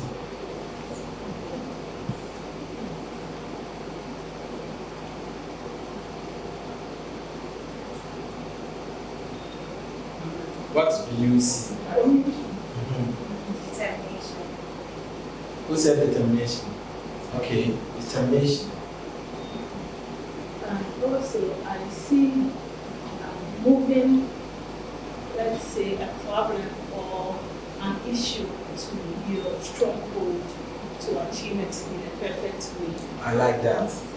I like that. Any other thing? You see, sometimes in a working environment, you are the one doing A, B, C, D. This man is the one doing X, Y, Z. There is a need to prepare a budget. The budget, you see, usually people, I'll get to budget. Usually when people hear about budget, they think about money, finance, no. Budget goes beyond that. Now, there is a need for you to set up a plan. The plan is broken down into various targets. If you set your target, someone looks at the target and says, this is unreasonable. You can't achieve this. How can you achieve this? But you see, you can only defend that statement when you have a backup, when you have a plan. You don't just set a target anyhow. Okay, so for the first quarter of 2022, I want to get 10 clients in addition to the already existing clients of Alfreg. How do you do that?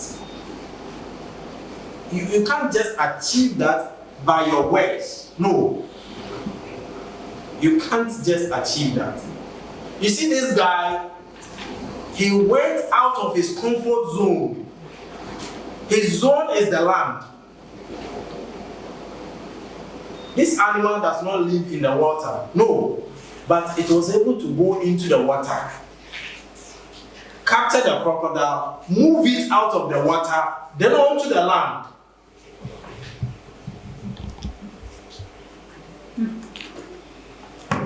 That is quite scary, you know. The two of them, they are both, you know, enemies of each other. If the crocodile grabs him, not leave it. If it also grabs, as it has grabbed the crocodile, wouldn't leave it. So your target must have something that defines it. And once you set the target, bring it to your own understanding, bring it to your own measures so that you can achieve it. If you set the target and leave it in the meaning of what management may understand, then of course you are never going to achieve it. If this guy had decided to stay in the water, consume the crocodile in the water, you and I know what will happen. By the time it will start consuming, the water would have what? Consumed it, because it's not The guy is not a reptile. So please, learn from this guy. When you set your target, define it. If you don't define it, there's no achievement. Now look at one more thing. Look at where the grab of the crocodile is. And then we'll talk about, look at the grab.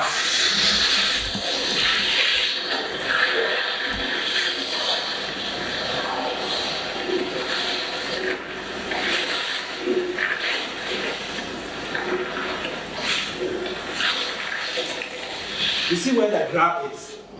So assuming it's grabbed the tail, what do you think will happen? So what it means is that if you are setting your target, irrespective of what you want to achieve, set it rightly. Grab the right place. The back of the neck. Crocodile, this animal, the most dangerous parts of its body is the head, the mouth. From what I have understood about crocodile, when it grabs your hand or your leg, it's either it goes with it or you follow it. It's either it goes with a part of the body it has grabbed or the whole of your body follows it. So you choose. Now this guy grabbed the neck, behind the neck. And so the crocodile is unable to fight. Set your target rightly, and then you will achieve it. You see, sometimes the problem we have in the corporate environment is once the target is set, you are fighting to achieve 100%. Forgetting that 80% is a win. And so you focus so much on 100%, so much so that you end up getting 50%. Whilst if you had focused on realistic issues, that leads you to moving revenue from the initial 60% to the next 70 or 75%, that would be better. So please, as for the target setting, it's not a one day. Please be rest assured, target setting is not a one-day event, it's a process. It's a process that needs review every now and then. It's very important. It's very important. If you don't set targets in this kind of industry, forget. Forget. Next thing, meetings. This work, meetings. Meetings. Please, madam, watch me carefully. Meeting. No, you are the madam I'm talking to. Yes. Please, meetings. Madam, meetings. What's Gabriel? Oh, I've changed your name. The same name? Yes. Meetings. Madam Tax. I'm a maker story. My own stories. There's a client who call you, boss. See the tax audit. The people, the GRA, they said, I said, okay, let's see. This we can't discuss it on phone. Usually tax matters is difficult to discuss them on phone. Confidentiality, very key. Oh, let's meet on Monday. You'll be there, somebody will call you, then you see an issue more serious than what you agreed to meet on Monday, and they require you that same Monday. So you have zest calling you. Then you have calling setting meetings, and then you'll be in the middle of the game. What do you do? Meetings, it will come your way. But please, what I want to advise is plan your activities and prepare for the meeting. Prepare for the meeting. Please, if you don't prepare for the meeting, you see this your friend, the guy I showed you earlier. This guy, you'll be like him. If you don't prepare for your meeting, you'll be like this guy. And I don't think Any one of us here want to be like this guy. No. Prepare for your meeting. Please. Preparation is not just bathing, coming to the office, 6 a.m., the meeting is 7 a.m., I'm in the office 6 a.m., and then you come and sit behind your desk, or maybe waiting for the person with whom you are going to the meeting, and then all that you go. No, please. That is not the only preparation I'm talking about. Technically, you have to prepare. The subject matter you are going to discuss with the client, you need to understand the regulations around the matter. You need to understand the principle, the issues that may come up. Sit yourself as a client and ask yourself questions. If I were the one, what questions would I have asked in the meeting? Ask yourself those questions and see whether you will have answers.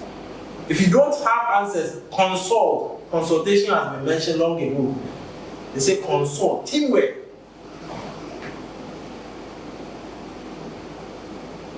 This thing I call it phone. I've tried my best.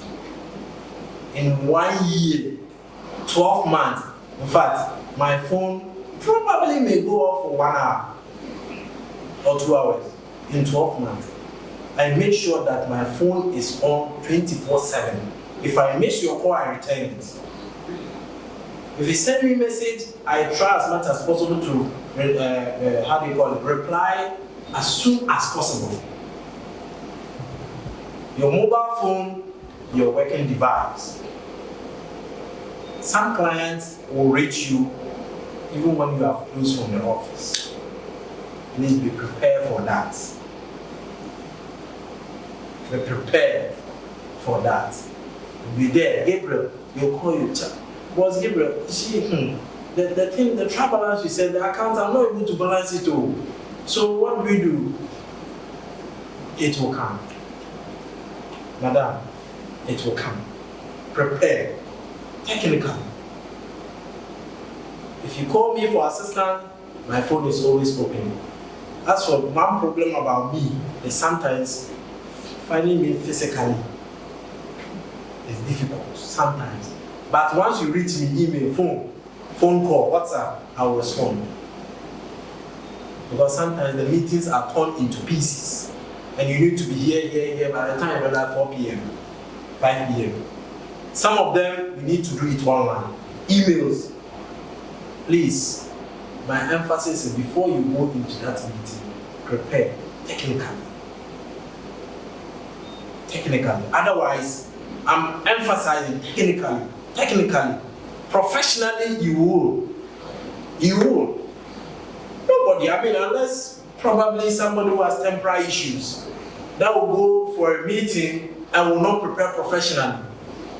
Obviously you would have dressed up nicely and come present yourself in a manner that each and every reasonable human being would accept. But it's not about what the grain that you are putting in the ground, it's about what is coming out. If you put a rotten grain in there, the probability that it may come up or it may tussle from the ground is very low. So make sure whatever you are going to present to the client, you have reviewed severally.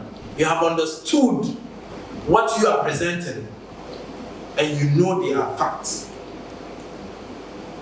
Don't go selling Alfreg to a client, and the client tends to ask you a question about your own company, and then you start sweating. It is very unacceptable. Honestly. Very, very unacceptable. There are instances where a client may ask you questions that you may not know, but that should not be questions that are bothering the company in which you work, your policies, your governance. No. There may be technical issue, there may be an amendment that a client may ask you. You may politely respond to the client, I may have to verify this and get back. That is acceptable. But please, prepare. As for time management, it's been touched many times, so I'll skip it. But in a consulting firm, time management, otherwise you end up like this man. Budgeting.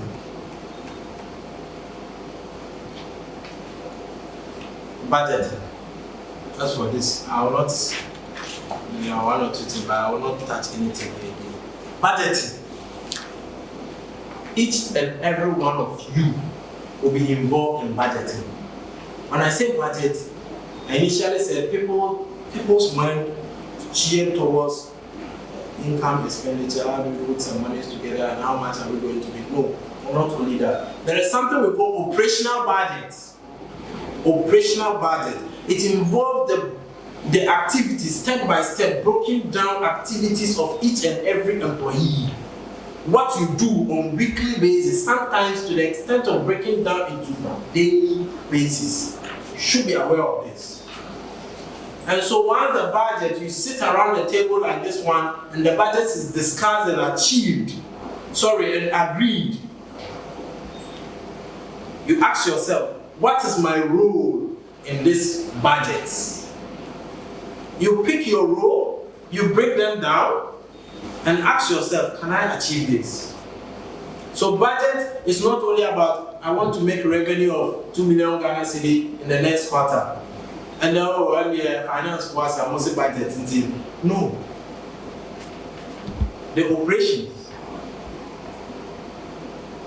If a driver is supposed to move you to go and meet the client, and the driver for one reason or the other is not around at that moment because he failed to realize that he has a role to play, it affects that budget. Because if you don't know your role, you can't even be a team player. It is only when you know your role very well that you can be a team player. And so you don't jump into the field and then you just do anything anyhow. Because you play your role, I play my role. If I have to run the payroll, if I don't run it, you get your role done, but you don't get paid. So each and everyone should know that in the budget, there is a role for each and everyone to play. Taxation. Taxation. I'm not talking about Becky, is it Becky 1 or Becky 2? It's Becky 2. I'm not talking about Becky 2 alone. Taxation. You see, in Alfreg, most of the service that is being rendered are i.e. tax inclined, sort of. If you have a client, before the client comes to you, it's not an individual, it's a corporate entity that is asking you to get work permits, to get immigration services, to get ABN, XYZ. There is the need for you to sell the tax service being rendered by the company to that client. Assuming the client is not already on your tax service sheets. Question yourself, how will I sell my tax service to this particular client? We are already doing immigration XYZ for the person.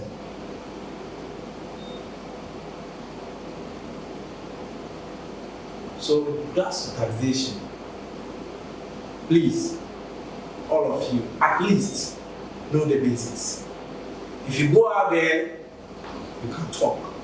If you are in the office and someone steps in, asks you one or two things, you don't wait for Becky to say, oh, hey, Becky is not around. What do I say? Oh, please call her home. At least have some basics. Know what to sell. Know what you are selling. And then when Becky is finally in, she can now pound the fufu once the cassava is ready. So please, taxation is very key. The last thing I want to talk about, which is very important to me and to Alfreg, is reporting. Reports. whether weekly report, monthly report, or quarterly report, or annual report, is very important. Please, and I will beg you, please, each and every one has some kind of report to do. Explore, know how to present your report.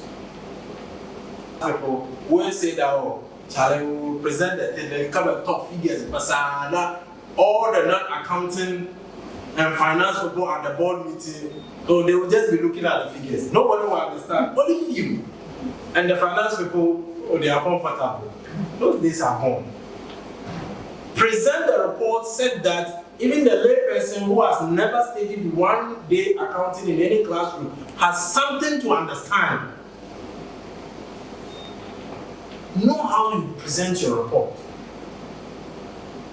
If you are a marketing person and you have had your marketing plan done, you've done the work, month has ended or the week has ended, what report, ask yourself, what report will I submit to management and to my colleagues? Remember, it is not only to management, it is also to your colleagues. Because at the presentation, your colleagues must be there. They must understand what you have done. Because what you have done will yield into somebody's report, and that person's report will yield into another person's report, and so on. So it's going to be some kind of rotation. And so when one leg is missing, there's a problem. So please, know what you are reporting, and put the report in an acceptable structure. If you don't know how, consult. I'm always there. I've said it. My phone goes off maximum 1 hour or 2 hours in the whole year. The reason is that if I'm going to sleep, that is when I charge my phone. By the time I wake up at dawn, it's fully charged. And I make sure that my phone has a strong battery. If your phone doesn't have a strong battery, if you are sitting in the office, make sure you are charging. Because I believe that, see, the phone has become part and parcel of it. It can always be rich. As soon as you can always be rich, you always have business to do. But a client is calling you, and then your phone is off, he cannot reach you, he sent you email, and your machine is not closer, you are not able to respond to the email. You could have probably responded to the email via your phone, but the phone itself is off. The guy has a deadline. You do. So please, if you have any difficulty, please call. Please send a text, send email. Otherwise, probably if there's management meeting and you come and you are supposed to present your report, and then we see that your report, one is flying like A, another one is flying like B, like some sort of tree diagram. I will fight with you honestly. Honestly. I say things sometimes with a calm face. And when I'm demanding, I demand with calm face. Just with you, hey, you wouldn't like me at all. I will say it laughing. I will smile and saying it. And then I'll put in there, please, we don't want that. Please learn to. Report is very important. It's very important. At the end of the month, the accountant, we need to see management report.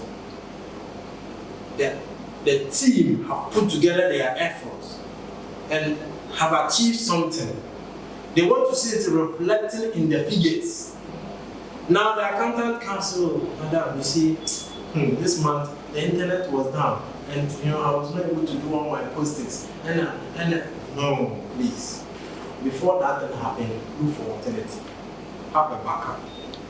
The report must be produced, unless in an exceptional circumstance, which is reasonably okay. Otherwise, your report is very important. Present it in a manner that is understandable, so that you understand it, Becky understands it, and everyone in the team also understands. At least 70% of the report must be understood. management account, very important. Put your head together and work together, and we will see a success. We want to see our friends flying. The next time we'll be sitting in a hall like this, we should be celebrating big figures. That is what I want to see. Not discussing tracking back, no. Discussing, oh, last year I thought we said this. I thought, no. Oh, last year we did this, this year we are here, and we want to go out. This is what we want to see. In that case, personally, you are also what? This is all I've got to say. And I thank you very much for coming. Thank you for being here. And thank you for listening to all the speakers. I say you are welcome to Alfreg.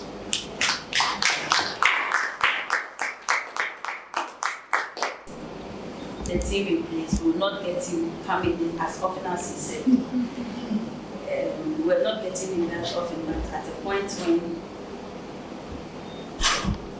we found ourselves where we found ourselves and we have to rebuild the team, it was most often just a small phone call, then he's there. I was so grateful. But as from what he said, that means as he has made time and solidly put the team together, I know we'll be saying less of him, but as he said, it's just a phone call. For that, you are rest assured. Irrespective of the time you send him a message, he will respond. He will respond. Sometimes I send him mails, tax issues, I send him mails very late in the evening. By the time I wake up in the morning, he has responded, crying, and sorted me out. And we are sending mails and we are flying. Thank you, boss. Alfreg greatly appreciates your support. We are so grateful. So, ladies and gentlemen, I would like to say thank you. For Rebecca too, Gabriel, Selena, and Anne, we welcome you to the Alfreg family. It's a family. We smile, we laugh, we make friends, but when it comes to the job, it's a different ballgame. Others have carried Alfreg to where you've seen it. At least you start where you genuine. So where you come and meet it, others carried it to that point. As you join us, we know you are going to carry us to where the Lord Himself will carry us to. So we welcome you.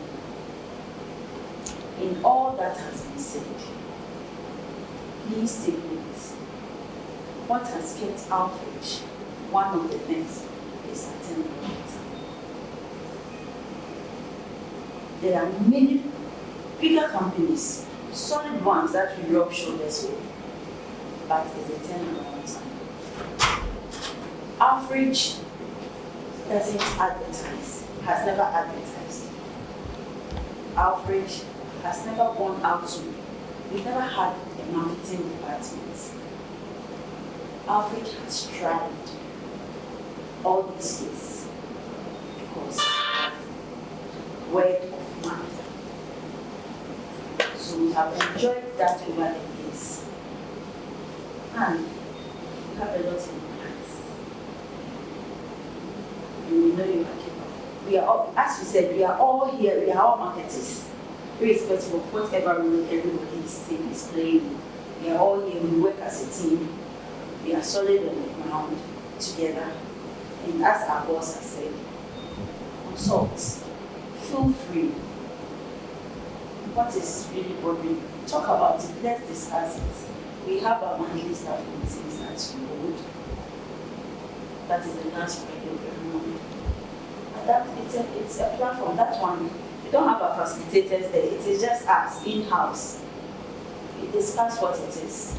If I have to carry it out to management, we go discuss it and I bring it down again.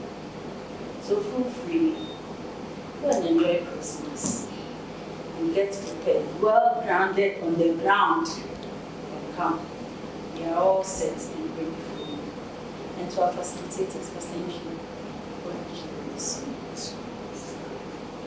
My madam, Juliet, I'm grateful. Reverend Captain Darko, as I did say, thank you so much. And my boss, Alfreg is pleased to have you. Your support is much appreciated. Thank you all, ladies and gentlemen. So this is where we draw our curtain on today's program. And I forgot, Israel.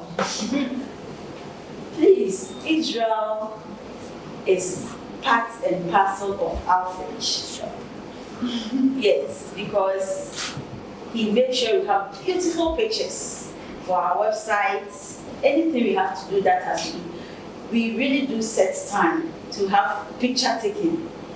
Then you load our website with it or something you would like us to. Your observations, your thoughts, how you are seeing us, anything you have to see. Then we can bring the curtain and give the podium to Pastor Andrew to use us. So we'll be waiting for you. And my auntie Juliet, was talking. It reminded me of some few things. My sister used to work at Joy FM, and then I was in school at Winneba. I was in the university, and I came home to see her for some discussion.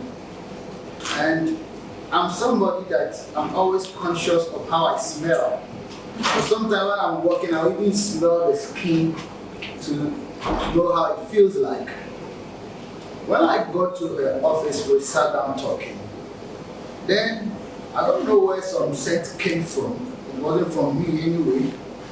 But she just looked at me and said, yeah.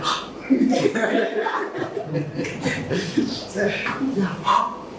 And I was like, oh, what is that exactly?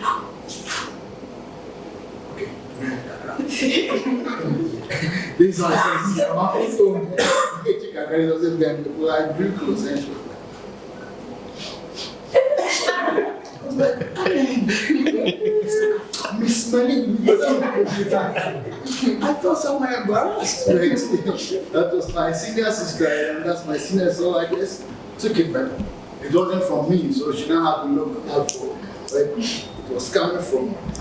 Again, where I work, as in my church where my office is, from my house to the place, it's just a walking distance. So when I'm going, sometimes I don't care much about what I'm wearing, what I wear in the house, because nobody even comes in. I just wear something simple like that. The one day I was there when somebody had to come in, I had to go and open the gate. And this was somebody I highly respect, the fellow also respects me, and I was just there loosely. I felt so embarrassed with the t-shirt I was wearing, and when I went to open the gate, I said, gosh, I wish I was in something better. From that day, I said, look, I will never be in such a thing to the place again. So I quickly started putting this in place. And even as she has lectured us now, I think I have to step up again. And I don't mind, sometimes even when I finish bathing in the evening, I put some perfume on myself to smell good. I don't do it for someone, I do it for myself. Because you should have a self-confidence. Then you can also approach them. The Bible says, love your neighbor as yourself.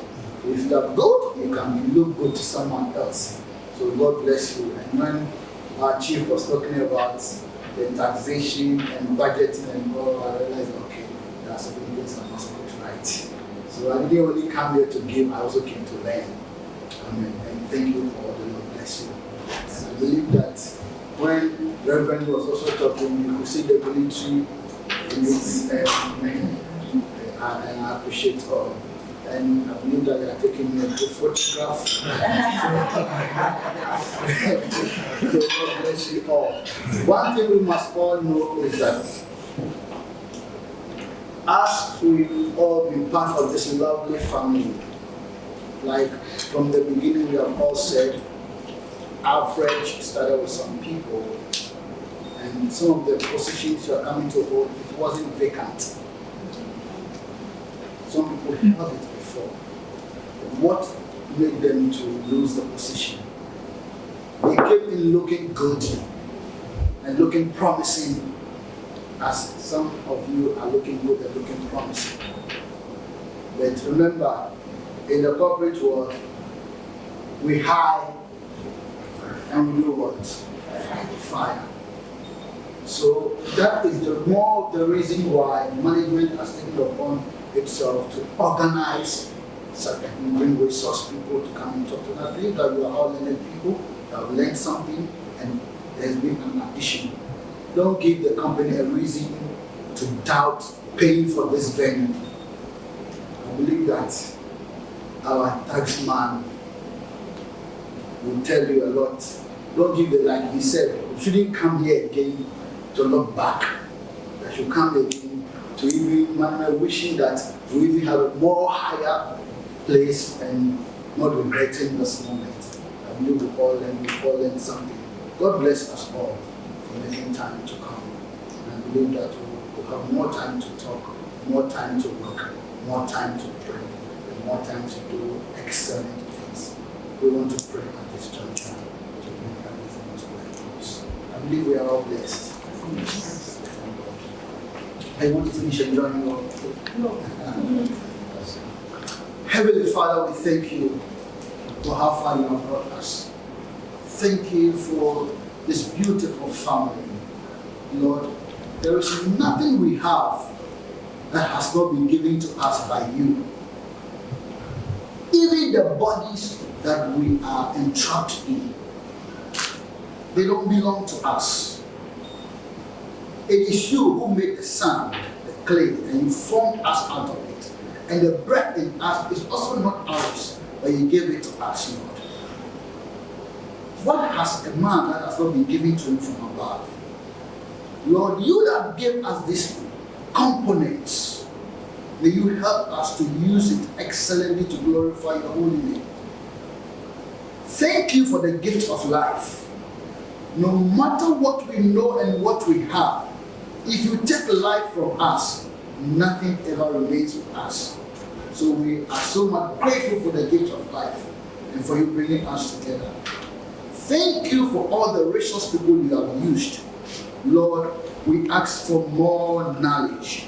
We ask for more wisdom upon their lives. And we ask for that you strengthen them, Lord, and make them more excellent, Lord, more useful to you, Lord. And we pray that as we depart from here, may each and everyone get to their destination safely. In the name of Jesus, we ask for your protection, Lord. It is you that preserves our outgoing and our incoming. Will you take us back safely? Thank you that you will lead us, preserve us, protect us even beyond this year into the coming year, that we will meet to begin work. Thank you that you help us to be in good health. We ask for good health for each and every one here, Lord. Thank you that anything that will distract us and will break us, Lord, may you, Lord, let it be far from us. Preserve us, protect us, sustain us. We thank you that you do this for us, and that each and every one will get to their various destinations safely, and your name will be glorified. In Jesus' name we have prayed with thanksgiving. May we please all say amen. Amen.